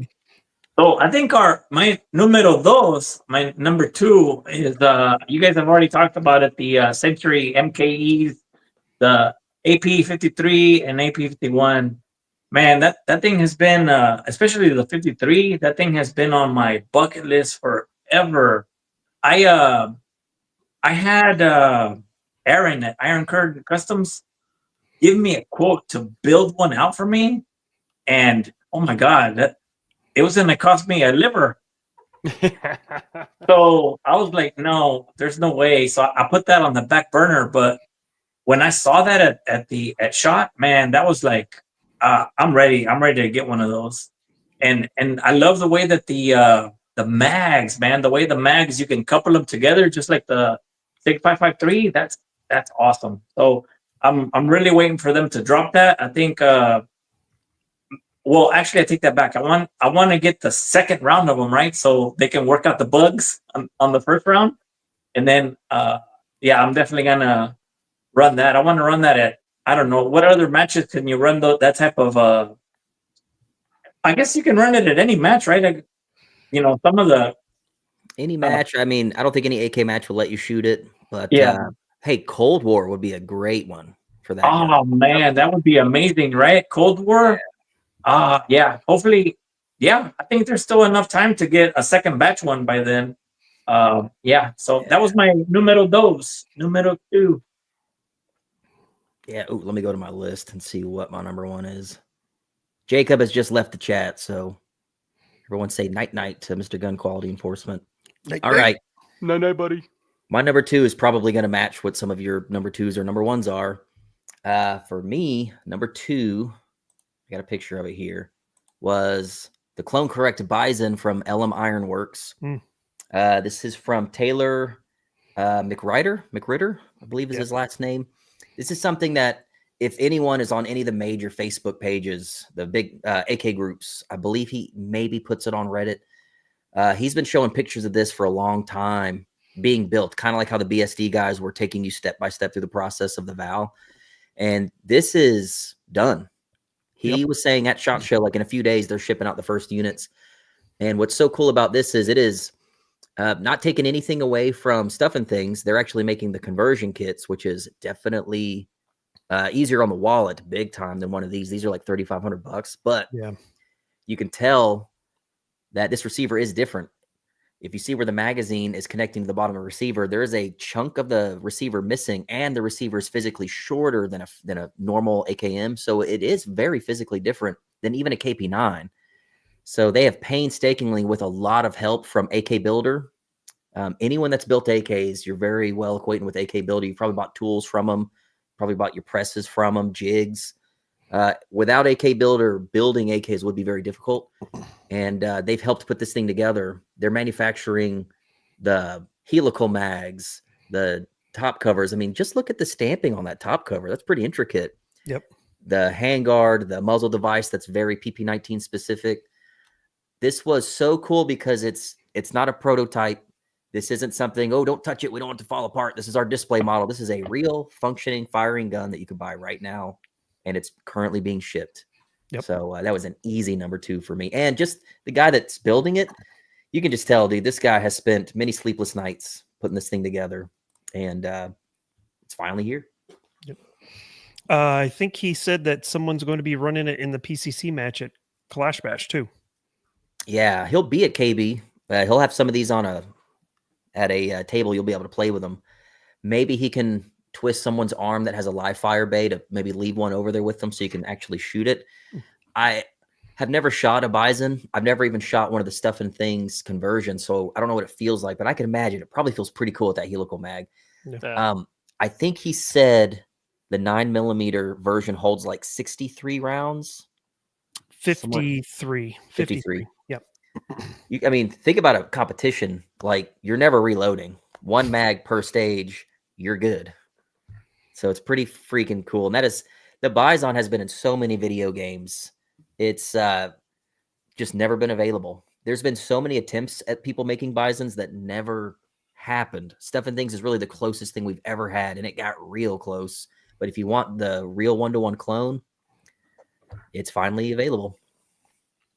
Well, Kyle, from your video with the Stuff and Things, what have you noticed different from just running the standard AKV versus the Bison AKV? Well, you add a lot of weight to the front, right? So good and bad. Obviously, the good thing is you have a ton of ammo. Also, it stays on target. In my video, I drop like 20 rounds in a freaking like little 3-inch circle at 10 yards, and it just dumps the rounds. Really nice, good flat shooter, but it's heavy. And also it's super loud. If you think about it, helical, there's nothing. It's all torsion. So when you move around, you hear shake, shake, shake, shake, shake, which is also a negative, especially for like a special forces use or something. But it's funny. I do a little history lesson about it, and in my video, and I'm talking about how they only gave them one mag. They were never planning on having a bunch of mags on a chest rig or whatever. You get one mag, 60 rounds, whatever it is, and away you go. So, and it came in like 4 or 5 different calibers too, which is interesting. This new Bison is going to come in new calibers as well. They're starting off with, I think, Makarov, and then going with 9mm, but whatever it is. So they're going to come out with a LM Ironworks, they're going to come out with, they've got the 9mm. They're going to do Tokarev. Yep. I think 9mm Mac. Yep. Mac's the big one. Yeah. There's one other one I thought that they said they were going to do. I can't remember, but maybe not. But it's a cool kit. I mean, and this one is really cool. I stopped by there as well. They're kind of down in the basement, but it was really neat to talk to those guys. And I need to take just a real quick second to say I sincerely apologize to Taylor, because all through my video, obviously you can't hear what Clay's playing, but I call him Tyler the entire video. So sorry, Taylor. Oh, and Taylor did want to note, if you see that zip tie, it's not because it's not a functioning firearm. It's actually people dropped it so many times because they'd never seen one before. They kept dropping the mag and it just falls out because they kept like hitting the mag latch. And I'm like, oh, I get that now. He's like, yeah, we had to zip tie because they kept cracking the end of it. I had to pull up a picture of Taylor. This was a reoccurring comment on my YouTube video. I don't know how many people commented, because tonight will be the night that I will fall for it. Over and over again. Man. Like, dude, yeah. Yeah. I'm like, it's like an emo version of Cody from Weapon Genetics. They even look like each other in the face. They do. Oh my gosh. Oh, and they live similar lives, you know. There was a milkman walking around looking just like Cody that fathered both of these 2 young men. But I wonder if he can make tamales. Oh man. Okay, so where were we? That was fire. My number 2 getting to Mark. Yeah. I'm probably going to take away Clay's number 1, I think. You better not say what I think you're going to say. The S&T Motive. Oh, look at that. Daewoo, man. I think Clay and I's number 2 and number 1s are flipped. And I'll explain the reason why when we get to number 1. But for the Daewoos, I thought that was really, really interesting to see all of that. And there's a lot of things that I just don't know when it comes to firearms. But one things that I ended up finding out through the comments, so those of you that watched my video and threw it in there, this is the Daewoo rifles. They just rebranded to S&T Motive for legal reasons. So these K2 and K2C1s, these are going to be the legit ones. They just have to figure out how to figure out the internals to switch them from the giggle switch to semi only. So yeah, man, they were really cool. And then they had the K31, K13. That one was really cool too. Got a picture of that too. Yeah, that's super cool. So, how that wasn't your number 1? I don't know. I'll explain it when we get there. I'll explain it when we get there. But yeah. Yeah, the comment sections have been saying talk about the Daewoo since we've been live this whole Yep. time. Like, Mhm. we'll talk about it more, I promise. So, yes, amazing booth. They've been working on that for a long time. Were you at the RD open house last year with us, Mark? Yes. You were there.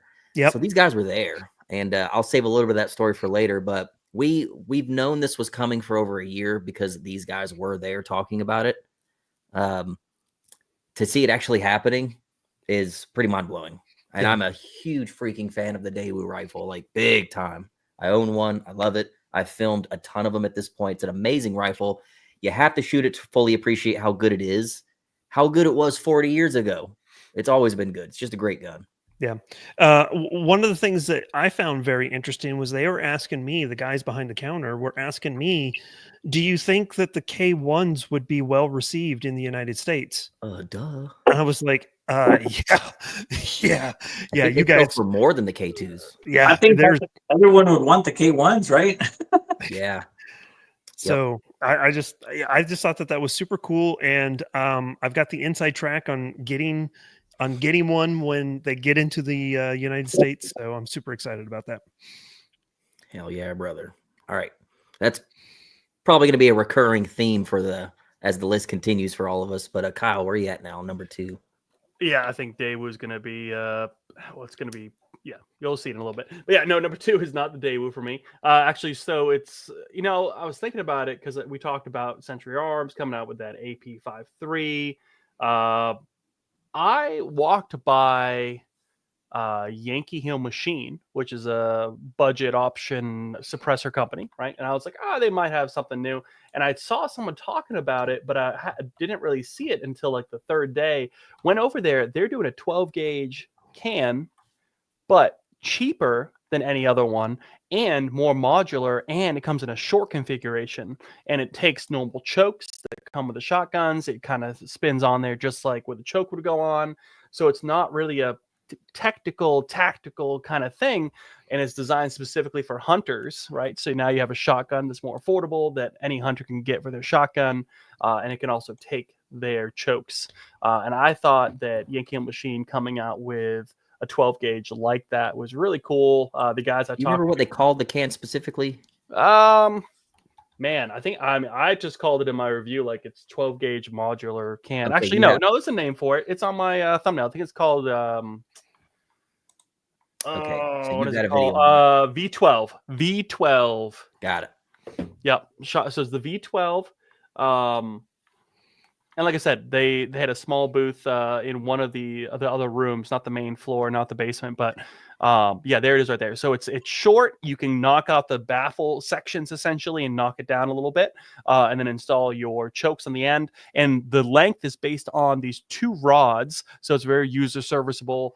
2 rods that kind of hold it together. You pull it out and choose the length you'd like to use. The full length obviously is much quieter than the short one, but it was kind of neat that it can go right on there and has a collar that threads right on, and it's adapter, I think, that's actually screwed right into the choke. And then you go and have this nut that kind of tightens down. They talk about it in the review. And so it's really cool. I don't know when it's coming out, but they said it's almost ready. So hopefully pretty soon. Did they say how much it was going to be? I think it's well under $1,000. I mean, if you see a lot of their suppressors, they are like $300, $400, $500. They're not that They're expensive, budget friendly. but very budget friendly. So I'm thinking it's going to be just as cheap, and they do a good job, good quality. People seem to like them. Yeah, Oh yeah. that's I cool. wish there was no NFA. I would own so many cans. I know. I got my dad to buy his first suppressor finally. Finally. I got one in the jail right now, so I'll end up with 6 by the time it gets out. Wow. Hell yeah. All right. Number dos. Mi amigo. No, number 1. He's Oh, you're on number 1 yeah. now. Yeah, he's Okay. Yeah, we're number 1 now. Full circle. Well, hold Hey. on there. Torta. I'm thinking Numero that uno. at least 3 of us have the same number 1. Yeah, so I It guess should have been 4 of us. One of us is out of touch, but Yeah, Mark. I think 3 of us have the same number 1. yeah. So why So I guess- don't we do this? All right. I think we all know what your number 1 is. Okay. Is it the same number 1 that you think mine is? I think it is. Yeah. Okay. Well, since you're the only one that doesn't agree, why don't you give us your number one, and then we'll all just talk about what everyone wants to talk about. How about that? Well, Yeah. that's actually a really good good way to do it, because mine's pretty lame. You already talked about it. Is the Bison from LM Ironworks? That's my number one. The reason why it's number one is I have a little room just right over there where I do all of my freaking YouTube videos and everything. And inside that room, I have a PP19 Bison receiver waiting on a parts kit. And I've had it for a couple of years now, waiting for a parts kit. And I had been working through somebody else, and it's just been, just kind of a comedy of errors on getting all those part kit stuff together. Not his fault, just his suppliers. It's just been a big nightmare. So to see that, to actually have that in my hands, and then to know that it's going to be at KB to possibly be able to shoot, I think was super exciting for me. And then on top of all of that, being able to talk to these guys in my SHOT Show Twitter DM. I already knew that they were going to be there. They'd sent me pictures. And so, yeah, it's one of those things that I'm just super excited about. And that's why it's my number one. Are you going to have your kit put together sometime soon? If finances provide, yeah. So I've got some life changes coming up this summer. So I've got to be very, very smart with my finances moving forward.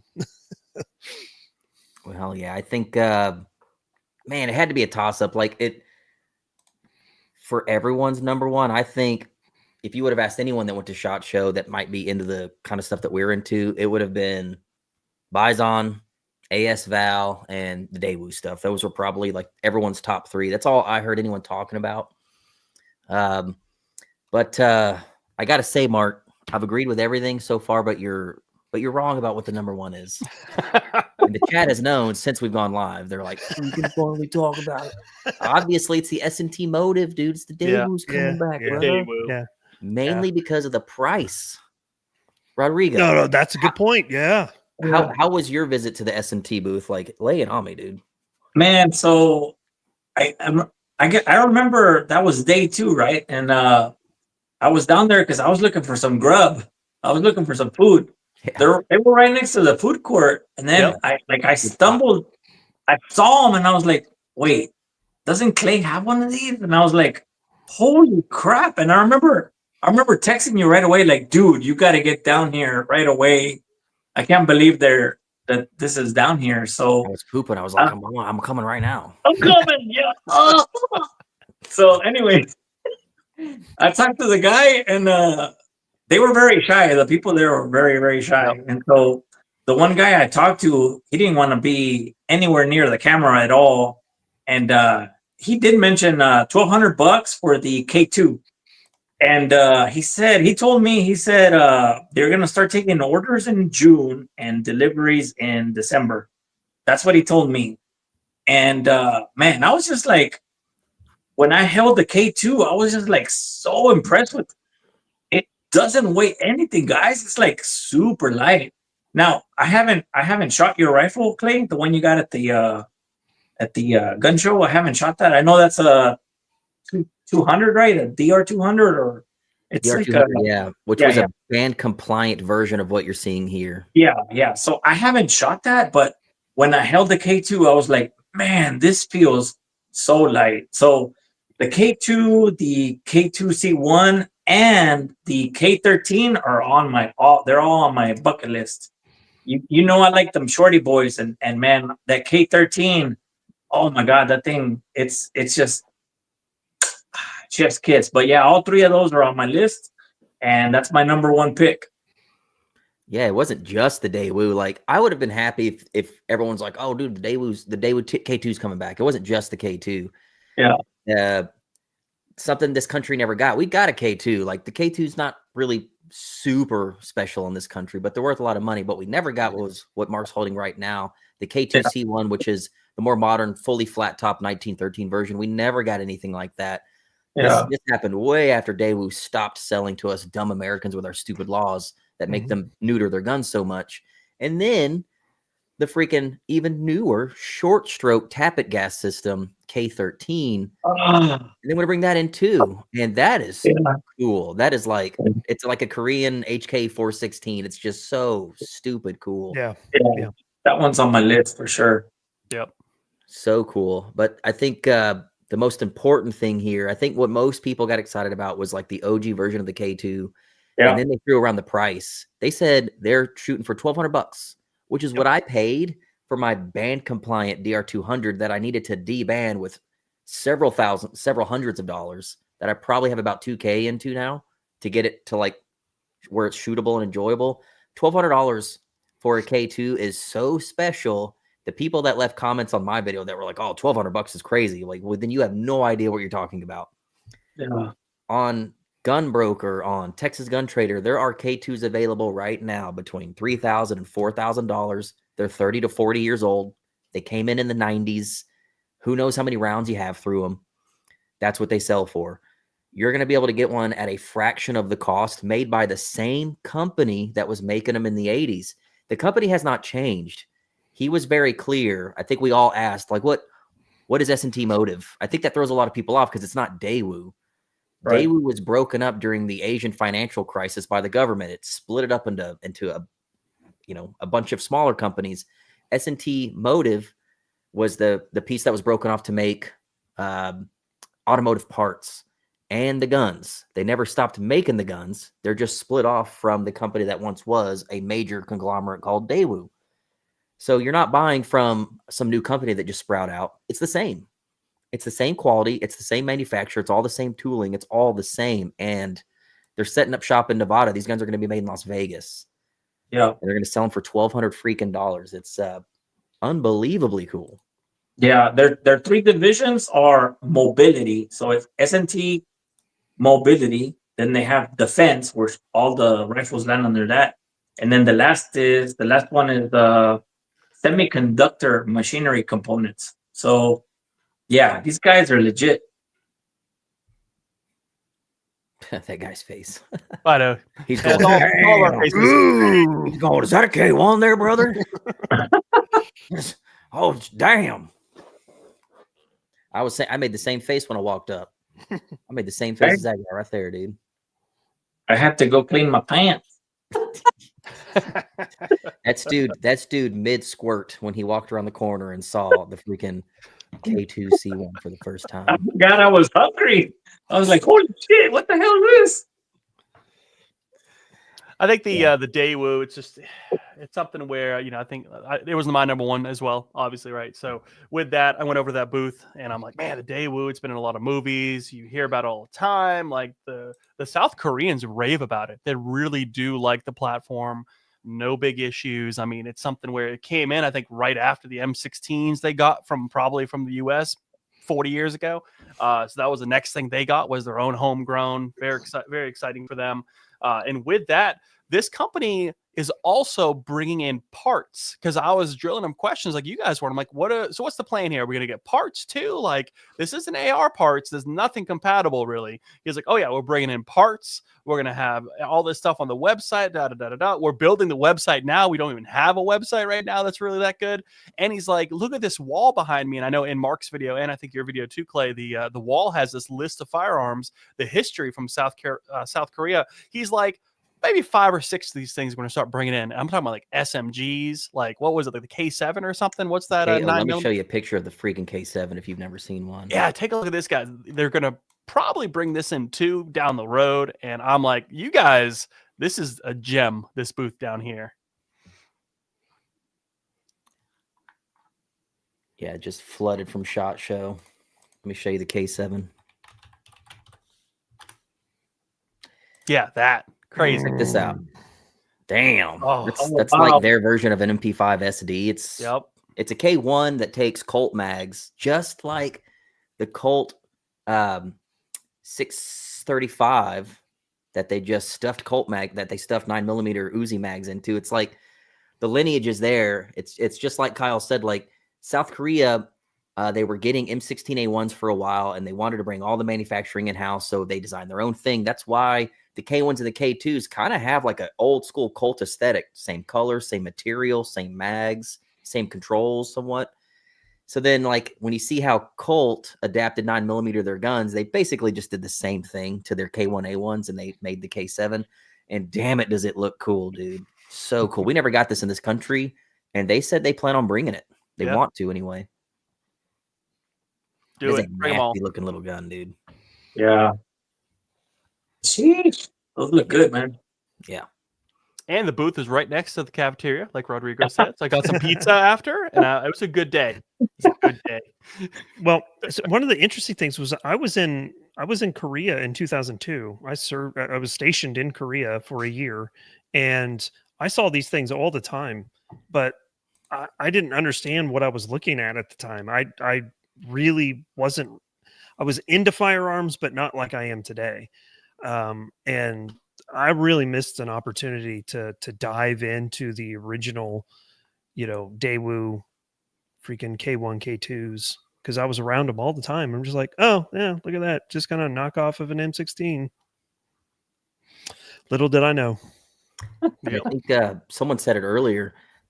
The South Koreans are extremely patriotic, and they do love this platform. I've got, I think, 3 videos. I did a K1A1, a K2, and a DR200 video, and then I did a DR200 video like 2 years after all that.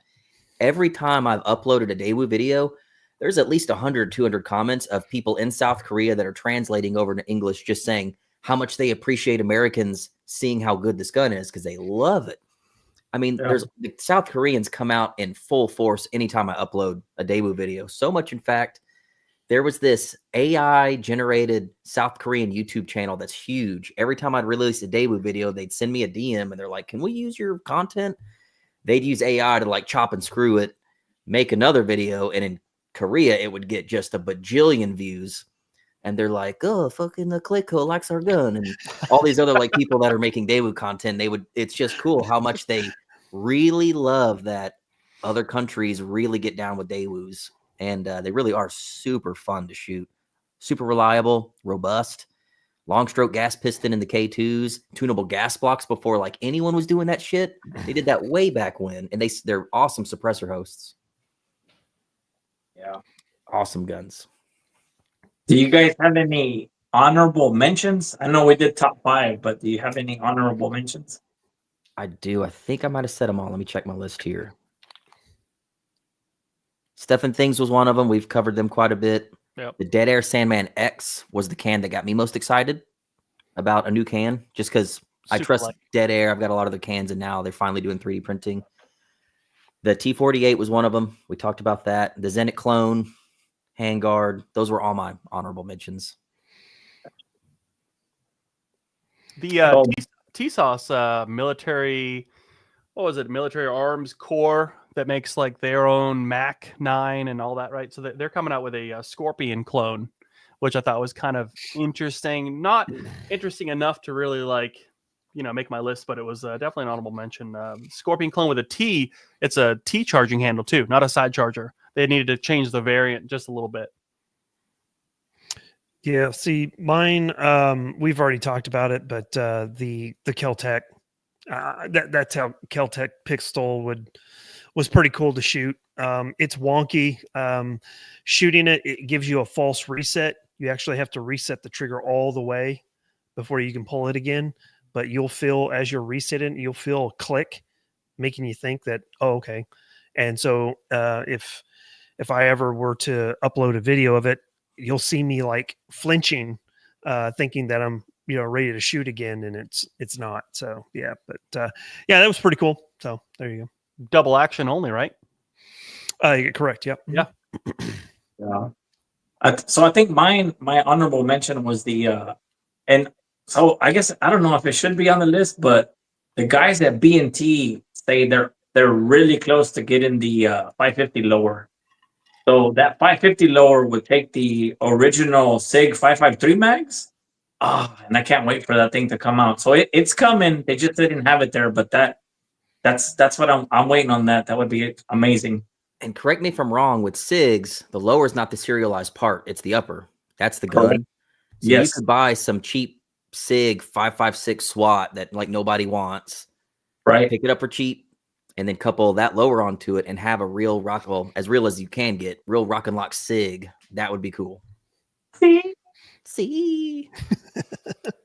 Let me knock this one out really quick. Has anyone reviewed the Panzer AK-12? I don't know that much about it. 12, dude, shotguns don't really do it for me, if I'm honest. I don't think I have a single shotgun review on my channel. I tried doing shotgun stuff in 23, and I mean, it was hit and miss with my channel. But mainly I just stick with my CZ 1012 to duck hunt, and that's about it. So, all right. So before we go off, we got to talk about some stinkers that were at SHOT Show. I can think of one really big stinker, but I'll talk about the one booth first that I thought kind of let me down. I didn't even go film it. First time I've never filmed the booth. I don't think Zastava had a very happening booth this year, guys. Like last year, the hotness was the RPK. Everyone was like, holy shit. Well, the RPK came out before this SHOT Show, so it was nothing new. Not with the bipod I wanted, but it's out. And the wood's not correct. But you can still buy an imported M72, and that's cool. No. The suppressor was cool, but if you were going to buy a brand new 3D printed suppressor, would you buy a suppressor from Zastava, or would you take that same money and buy it from one of the bigger name brands and get like a known quantity can? For me, I'd probably, if I had to choose between the Zastava can and the Dead Air can, I'd probably buy the Sandman X, just because it's a known quantity. And in my opinion, like Zastava came out of nowhere with this can. So I just thought variant wise, they didn't really have anything new. The one cool thing they had at their booth was the kit builds. Yep. They had a bunch of M72 AB2 kits with surplus furniture. And I'm like, how'd they get there? And he's like, well, we're selling kits on our website now. So you can actually buy an M72 underfolder kit, M70 kit from Zastava's website. Thought that was kind of cool. But overall, like Zastava for the past few years has had bangers. They had the underfolder. They had the RPK. They had the M90 a few years back. This year I was kind of let down by it just from years past. But I think the biggest stinker, I just drew a blank. I had the stinker in my head. I've got a stinker in my head right now. Go ahead. So to me, the biggest stinker was Arsenal. Oh my God. Dude, what a snitch fest. They haven't done anything for years. Everything they had was like, oh my God. And then they had they had the one chick that was like just parading around, just doing videos. Like, I was like, what the hell? I walked up with the Trump 4-7 there, brother. I walked up and no one paid me any attention. I walked up, I had my camera ready to go, and I started kind of poking around. No one paid any attention. And I was just like, all right, I'm out. Yeah. Yeah, that was awful, dude. Man, you remember when Arsenal used to be the shit? I mean, they were the absolute shit. They'd go to trade shows. They were at Red October, setting up booths, giving out AK-74s. Remember Red October one year, they gave away 104s. That was like all their prize guns. Like Arsenal used to be the total shit, dude.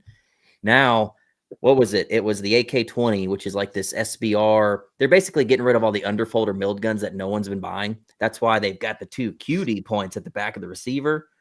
That's just holes where the underfolder used to be, and it's the only way they can move these things. So they've repackaged it into the AK-20, put a tunable gas block on it, and they're selling it for almost $4,000. Nobody cares.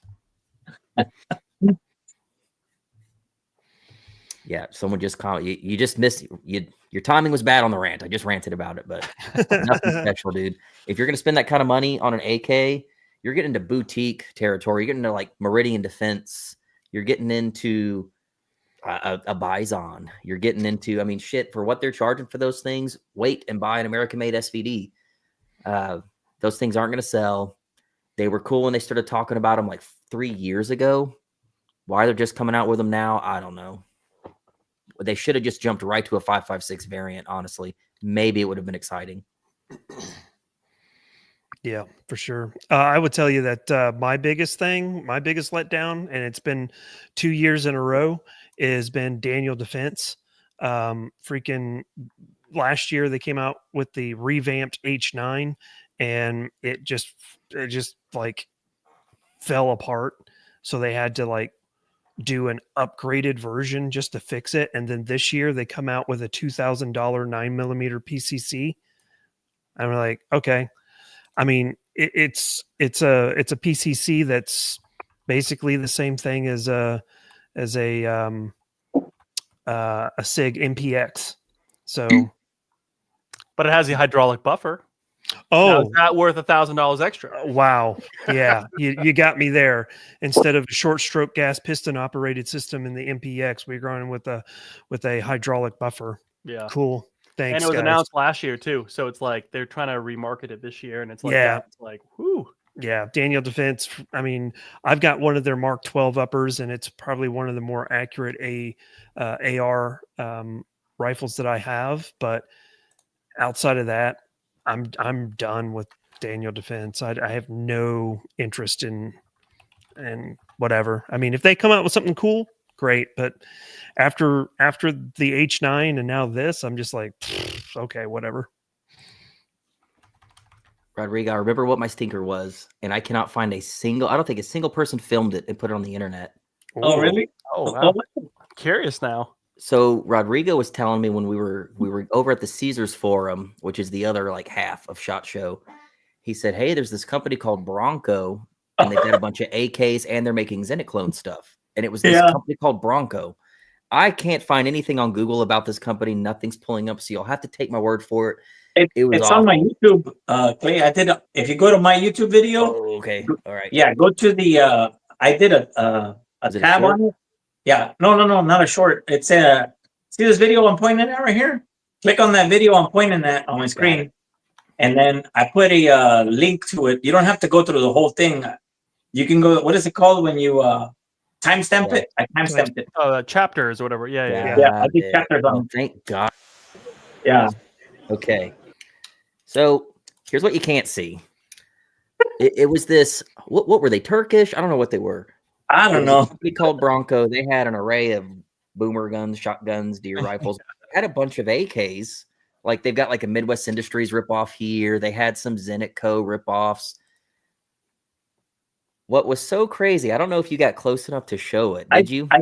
I did. Oh, are you talking about the pin that we were looking at? So and the barrel pin was like the diameter of a toothpick, or like Rodrigo's wiener in a winter storm. Like this thing was thin. It's like someone stuck a toothpick in the barrel pin hole and broke it off, and that's what was holding the barrel in. We were like, what kind of barrel pin is this? It's the smallest, tiniest little barrel pin I've ever seen. The welds were burning through the receiver to hold the rails on the inside of the receiver. They were cloning Zenit Co., which was weird. All right, I think I take it off here, and then I start looking at it. So you can pause it. Barrel pin, dude. Hold on. Yeah. And that's not even the craziest thing. But the mag latch was all wonky on it. But up close, it was like, the carrier was bad. The trigger was weird. Everything about these guns, like, was really bad. It was the worst AK I've ever seen in person. And wow. I picked one of them up, and I look into the receiver, and I was like, this one's full auto. Oh, this one's full auto too. Oh, yeah, that one's full auto. Every single AK they had there was full auto. They all had the third pin. They all had full auto trigger packs, the trip sear, everything. I'm like, whoa. The crappiest AKs I've ever seen in my life at some no-name booth are all machine guns. And when you ask the guys, they were like they didn't want to talk about it. They barely spoke English. Yeah. And then one of the dudes comes over, and he's like, for you, 1,200 dealer special. Like, okay. All righty.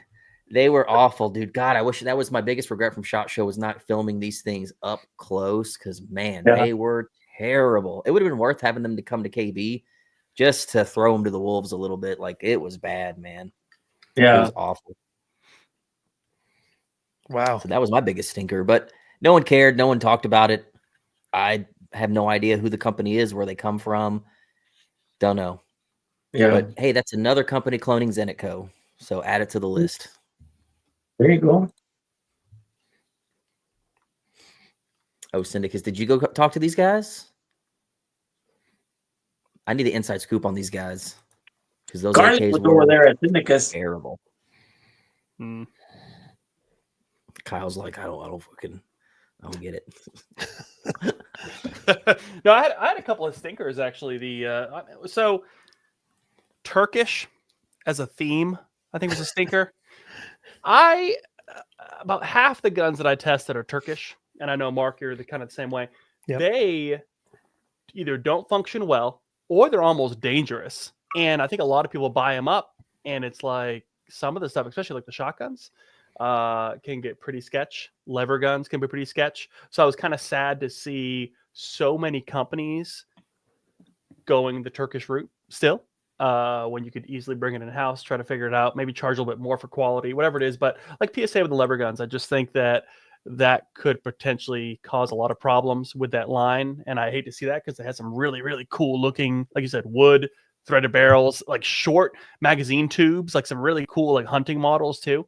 And I just hope they figure it out. But I think, yeah, Turkish is kind of hit and miss on things. Also, I think hot take, the staccato that takes Glock mags. All right, I've seen a couple of people talk about this in the comments. It's a law enforcement cash grab, like they said, potentially. However, the biggest comment I had was they were like they had the best opportunity to drop the price to fit someone who would want to have something that takes a Glock mag. Like do $19.99. You know what I mean? Like just drop the price just enough where it seems like it's a platypus. It seems like a prodigy. It seems in that price range. And a lot of the comments were like, man, it's too high of a tax bracket for me. It's still real expensive, like this and that. And I guess it was very popular, but I think a lot of people just can't get their hands on it at that price point. Yeah, I think platypus is going to continue to eat up Staccato's market share on double stack 9mm 1911s. If Staccato would have come out and been like, here's one of our pistols that takes Glock mags, $1,600. Right? They had an opportunity. Yeah. Yep. They would have crushed Stealth Arms. So yeah. But I'm from pricing.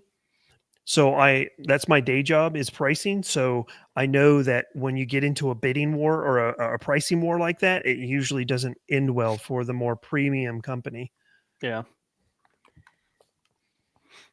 So someone mentioned in the comments, I don't mean to derail the conversation. No, go ahead. Yeah. This company has a website, Bronco Arms, and you can see this barrel pin clear as day. They even let you magnify it. So check this out. Let's see. Please do.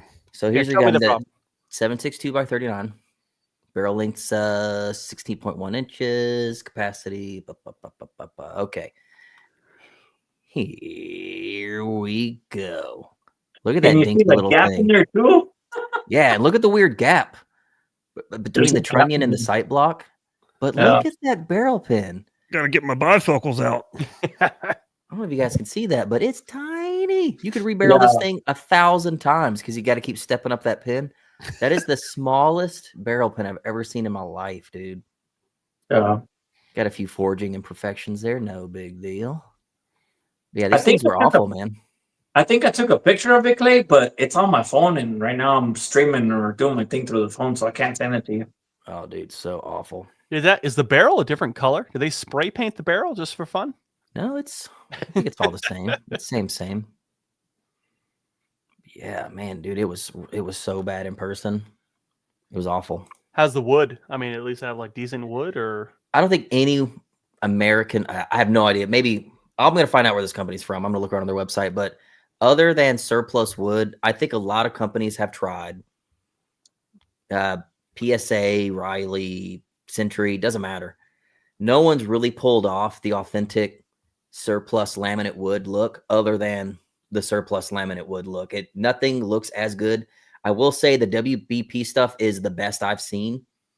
If you like the Fox and the Jack rifles, their wood's pretty good. Like they're making it the same way the Soviets did. No one else is doing it the same way. I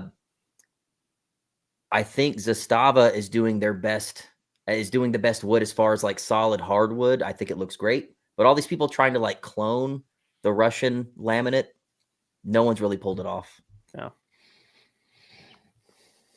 And to be honest with you, you can pick up surplus stuff pretty cheap anyway. Pretty cheap. Not cheap, but you're not going to it's not like you're buying Zeneco rails or anything like that. If you wanted to go with laminate wood, like true laminate wood, some trench art. Hey, speaking of the Turkish companies, you know, the running joke at SHOT Show is like you, and choosing my words very carefully here, but other people have said, not me, other people said this, that there's always that stigma of like a group of Asian dudes walking into a booth, like taking notes, and then they like disappear. And then that company makes the same thing that you were just displaying at SHOT Show. I think you need to watch out for the Turkish dudes running up on your shit, dude. This was the year of Turkish clones, dude. Anything you want, it's being made in Turkey. Yeah, I mean, I've got a video I still need to work on for a Turkish clone Scorpion. You know, Kyle, you were talking about that. I have one already. No, there you go.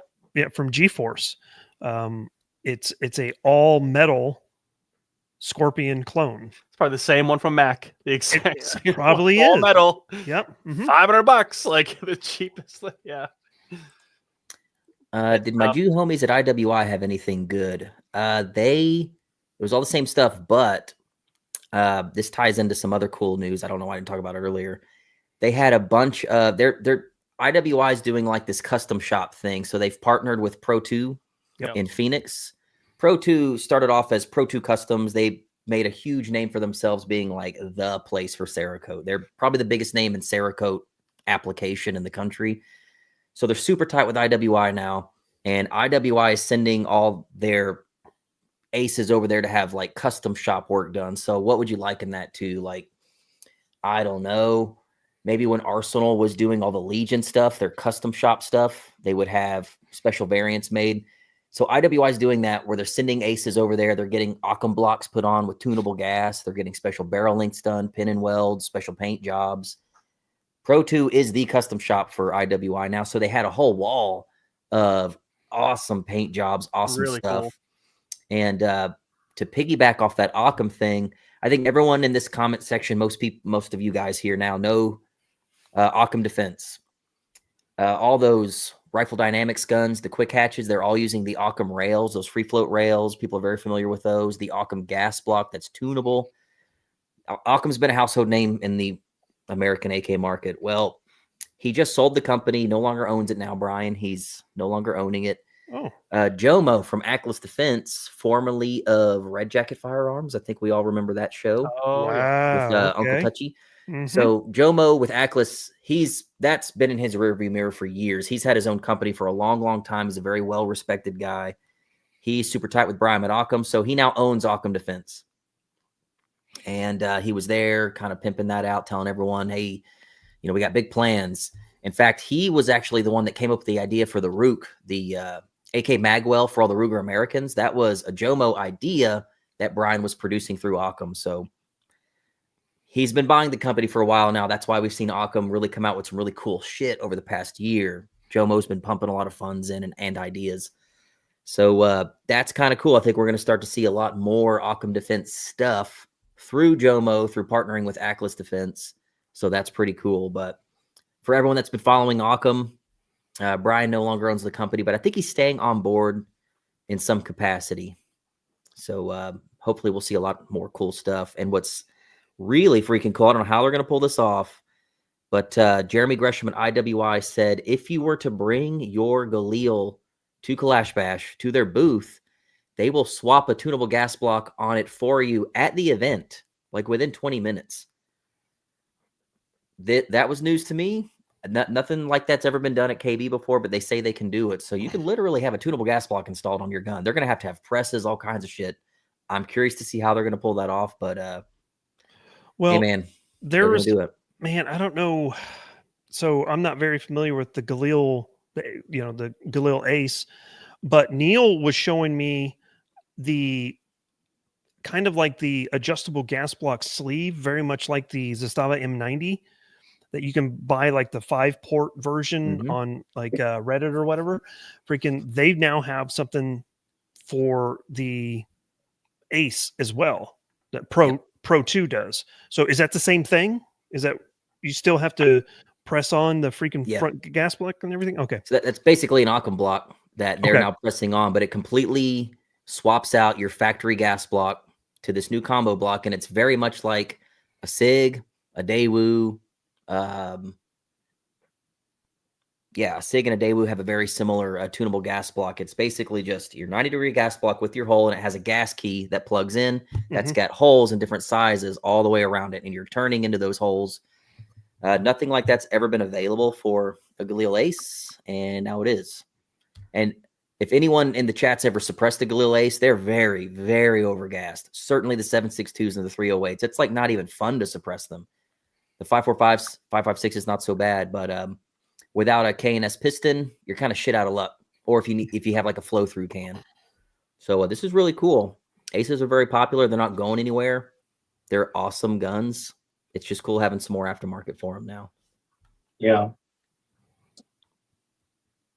Right on. Right on. Does anyone have any more stinkers before we call it a night here? Hey, how about this? Did you meet any people that were stinkers?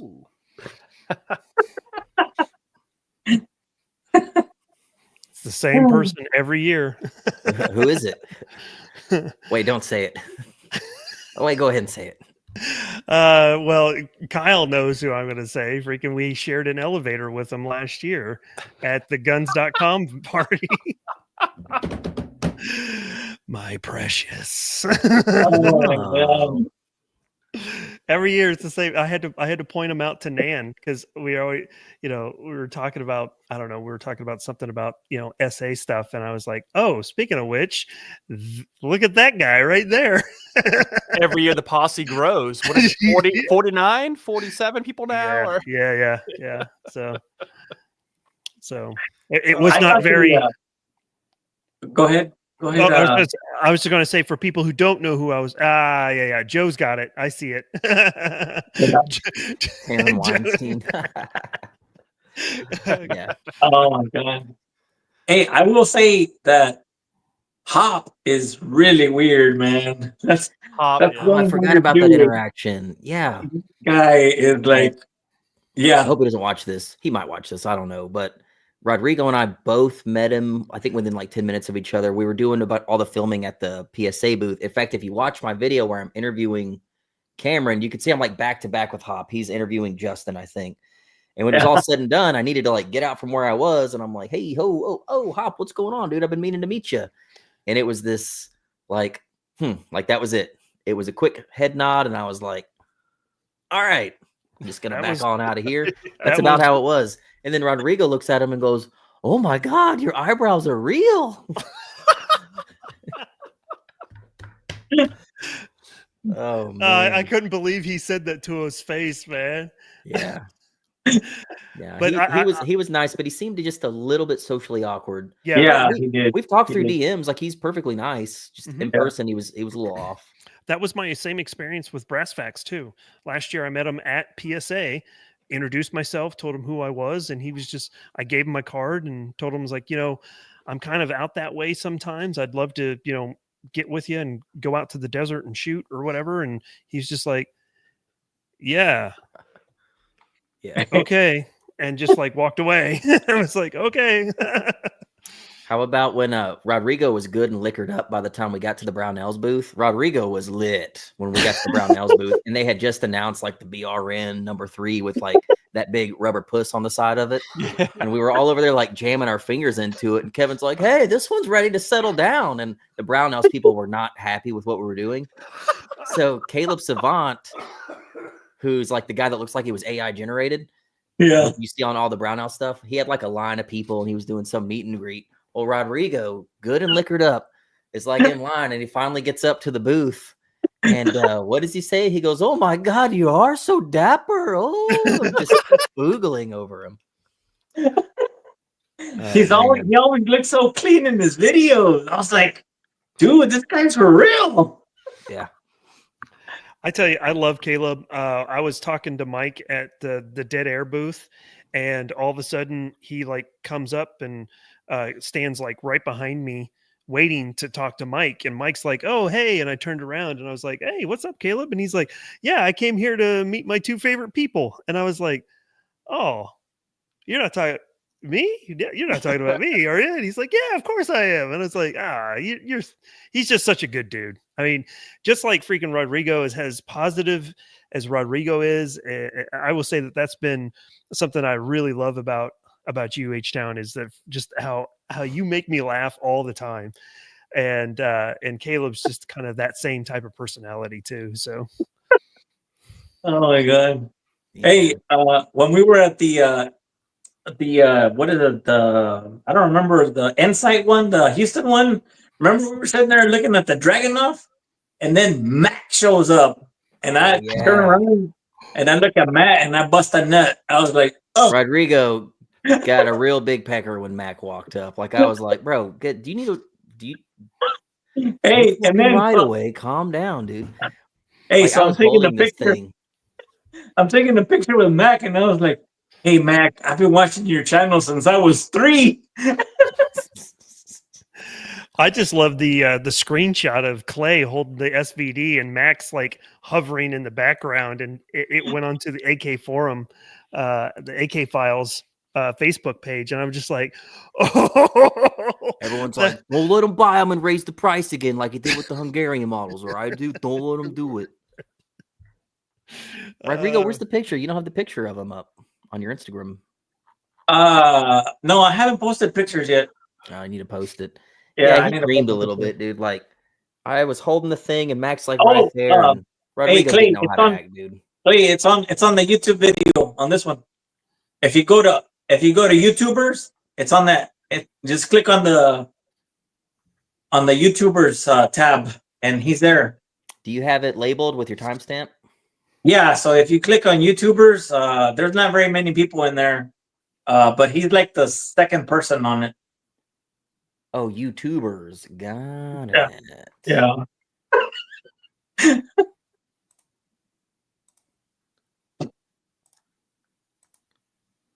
Oh, there it is right there. Yeah. Oh, yeah. See him? God, I wish. How do I zoom in and show your You face? can zoom in. You can do a control and then scroll in, and you can scroll in on it. Control will work on your computer. There you go. There you go, dude. Oh yeah, look, you're mid squirt like that guy at the S&T booth. Yeah. Mac Daewoo. Mac's a good dude though. Yeah. he's a Kansan. A lot of people don't know that. Yeah. Yeah, that was good. And I think finally, the way Rachel and I ended SHOT Show was the same way we end SHOT Show every year. We get good and liquored up, and we go out to Fremont Street. Unfortunately, Mark got the poops and the peeps and couldn't hang out too long. I did. He was I pooping and did. peeping. Got super sick, yeah. Friggin' Kyle and Arrigo disappeared on us. I don't know where you guys wound up. We went to go get some booty. Yeah, exactly. Yeah, we went back and forth, got a few drinks, went into that new hotel. What is it called? What was that new one where the Trump came like 2 days later? What was Yeah. it? Chai something. Chi started with a C. C, right? I don't remember. But the new hotel they opened up down there that took over one of the old ones. But yeah, that was we just walked around and then we were like, oh, Clay must have left. So we go home back to the Airbnb, and then like he's like, oh, Clay texted me like 3 hours later. Where the hell are you? I got a call from Rachel. Like, hey, you guys, where you guys at? We're going to karaoke or something. I was like, we're home. We're already. It's like 3 in the morning. What do you mean? Yeah, dude. We went to that revolving bar that spins by the stage. It was called Whiskey Liquor. Whiskey Liquor, yeah. That big circular bar that just sort of spins slowly all day. Cool. And it's right next to the stage with the cool concert. And Kevin was dancing with a homeless guy. I think that's on my Instagram. Yeah, that's definitely where I got the flu, because I got way too close to a lot of people that night. Yeah. And we caused a mosh pit on Fremont. Then we went to the fucking karaoke bar. Rachel got on stage and sang typo negative. I had to pay $100 for that song, by the way, Rachel, because I had to pay $100 for that song, Rachel, but she still crushed it. It was great.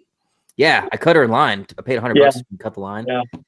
And then we almost got kidnapped in our Uber, got another one, made it home safe, and then typo flu kicked in, and the next 4 days really sucked bad. But other than that, SHOT Show was a great time with good friends. We all went out, I think, Wednesday night to the Bellagio, had a great time. It was cool. Yeah. Awesome experience. No, It's a this is good one of the time. better years. It really was. I thought I got to meet a lot of more folks that I've never met before. I think it was quieter overall for a SHOT Show, so I think we had more space to really connect with a lot of the, not only the companies, but with like all you guys, like meeting new YouTubers and new content guys. Yes, I For get sure. turned. I get super turned. I get too turned. I would say that I agree with what Kyle said. Rodrigo, you got to hang with us, and Clay. We had the house there going. If you guys haven't checked out the Live Laugh LARP podcast, we had a whole bunch of people on Tuesday night talk about their experience. First time going there and stuff like that, and then Thursday night, right before, literally right before my body was like, hey, you're going to get the shits now. Freaking Kyle, Nan, and myself, we kind of ran through the week of what happened there. Ended up going to, right after guns.com, the guns.com party, we went to the, what is it? The Cry party. And that was not my scene. That was like that. Was it weird?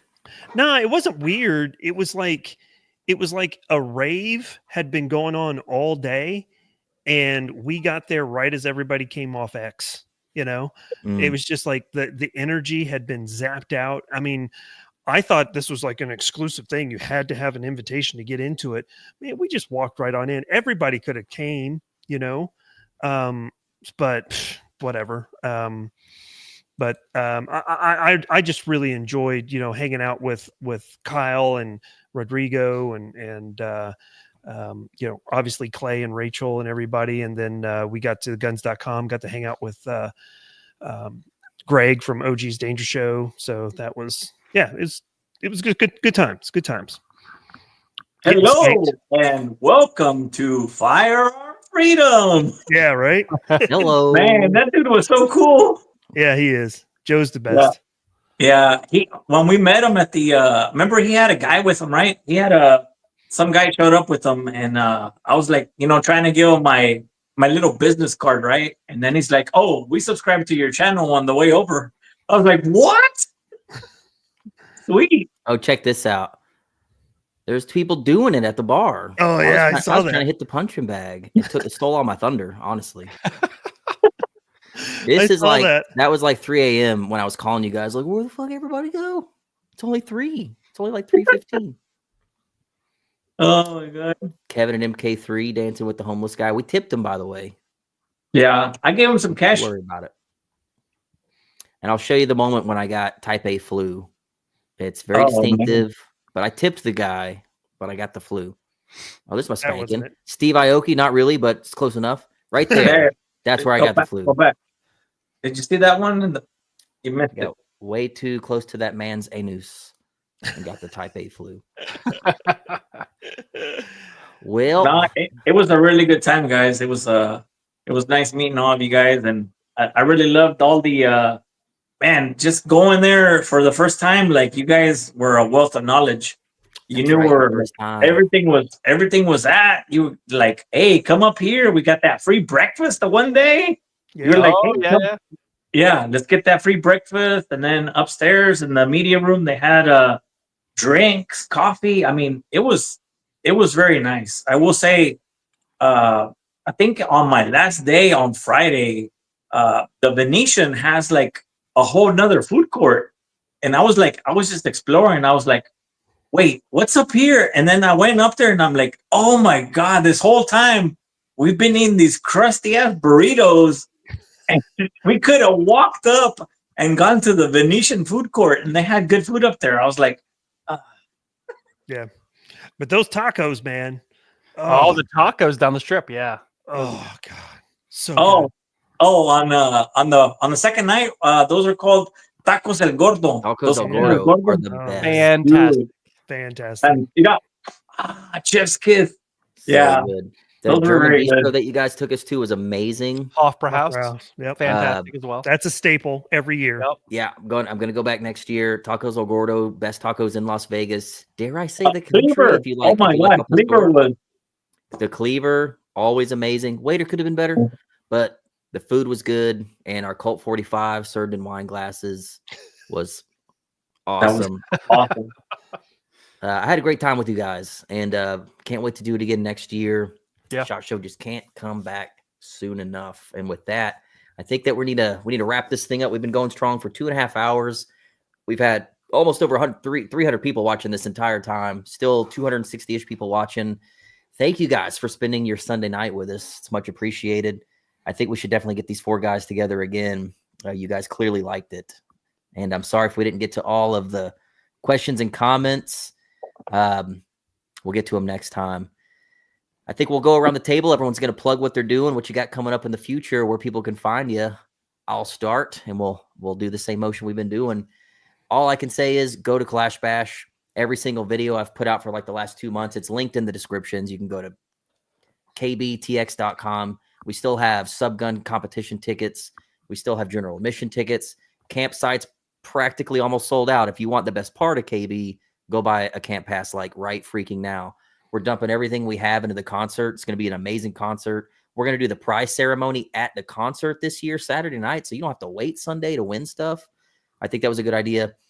It's like 1,000 of you coming out, and you're going to make lifelong friends. I promise you that, or your freaking money back. Don't tell Tony I said that, because it doesn't actually hold up. But that's what I got going on, fellas. Mark, take it away, dude. Yeah, thanks, man. I appreciate you having me on. Thanks for everybody who joined us tonight. If you're interested in subscribing to my channel, I got a very nice comment on my Riley Defense crank video today that Clay and I swap underwear like we swap rifles. And I was like, well, if I could swap him, I would be honored to swap Clay's underwear. So, but if you are interested in, just find me on Instagram, X, YouTube, Fit and Fire.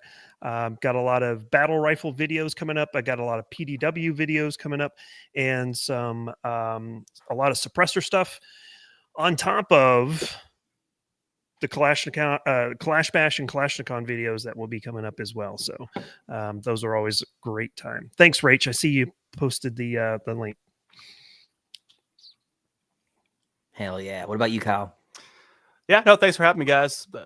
Great group here. A lot of fun at Shot. For you guys watching Gear Know-How, you can find me on YouTube, Instagram, all that good stuff. With that, I put videos out every week, not just firearms too. I like to do some cool stuff with, some Tacoma stuff, camping gear, a lot of like external battery packs. We're running solar rigs, things like that. Just kind of spice it up. Just gear, normal stuff we really like. I'm actually working on a new series on reviewing guns in movies, which has been pretty popular on the channel. So I'm going to start doing that weekly as well. Just kind of like we all do, just looking through movies and be like, dude, why'd they choose that gun? Also, that's missing an optic. What the hell? Those kind of things we're going to talk about in those videos. And I think we all kind of know that on the side watching those. So it's going to be a fun series. So yeah, Year and a Half. Check it out. Sweet. Hey, hey guys. So H-Town Werewolf, you can find me on Instagram and YouTube and X. H-Town Werewolf. I think I'm shadow banned, so you have to type it all out. And it's no spaces. And man, it was an honor and a privilege to hang out with you guys at SHOT Show. It was amazing. I learned a lot from you guys. I definitely want to go back. It was awesome. And then I guess on my channel, I still have maybe like 8 more pistols and rifles that I need to finish off, and then I'm done with the collection. And then I can start doing different types of videos. So I've got that coming up. I will also be out at Kalash Bash. So if you guys want to hook up at Kalash Bash, I'll be there. And then aside from that, man, I don't really have anything else going on. I'm trying to keep doing a video a week, but man, sometimes that's tough. And if you get that influenza, it's definitely not, you definitely can't do it. So that's what I got going on. I really appreciate everybody that subscribes and checks out my channel. And that's all I got, guys. So now we just got to bully Kyle into going to KB. I guess I'm going down there camping, rooftop tent. Well, again, thanks, fellas, for coming on. Really appreciate your time. We have to do this again, by the way. Maybe Absolutely. a month from now. Definitely. Yep. Anytime. Everyone, thanks for watching. and we'll definitely see you all next time. Love you. Bye.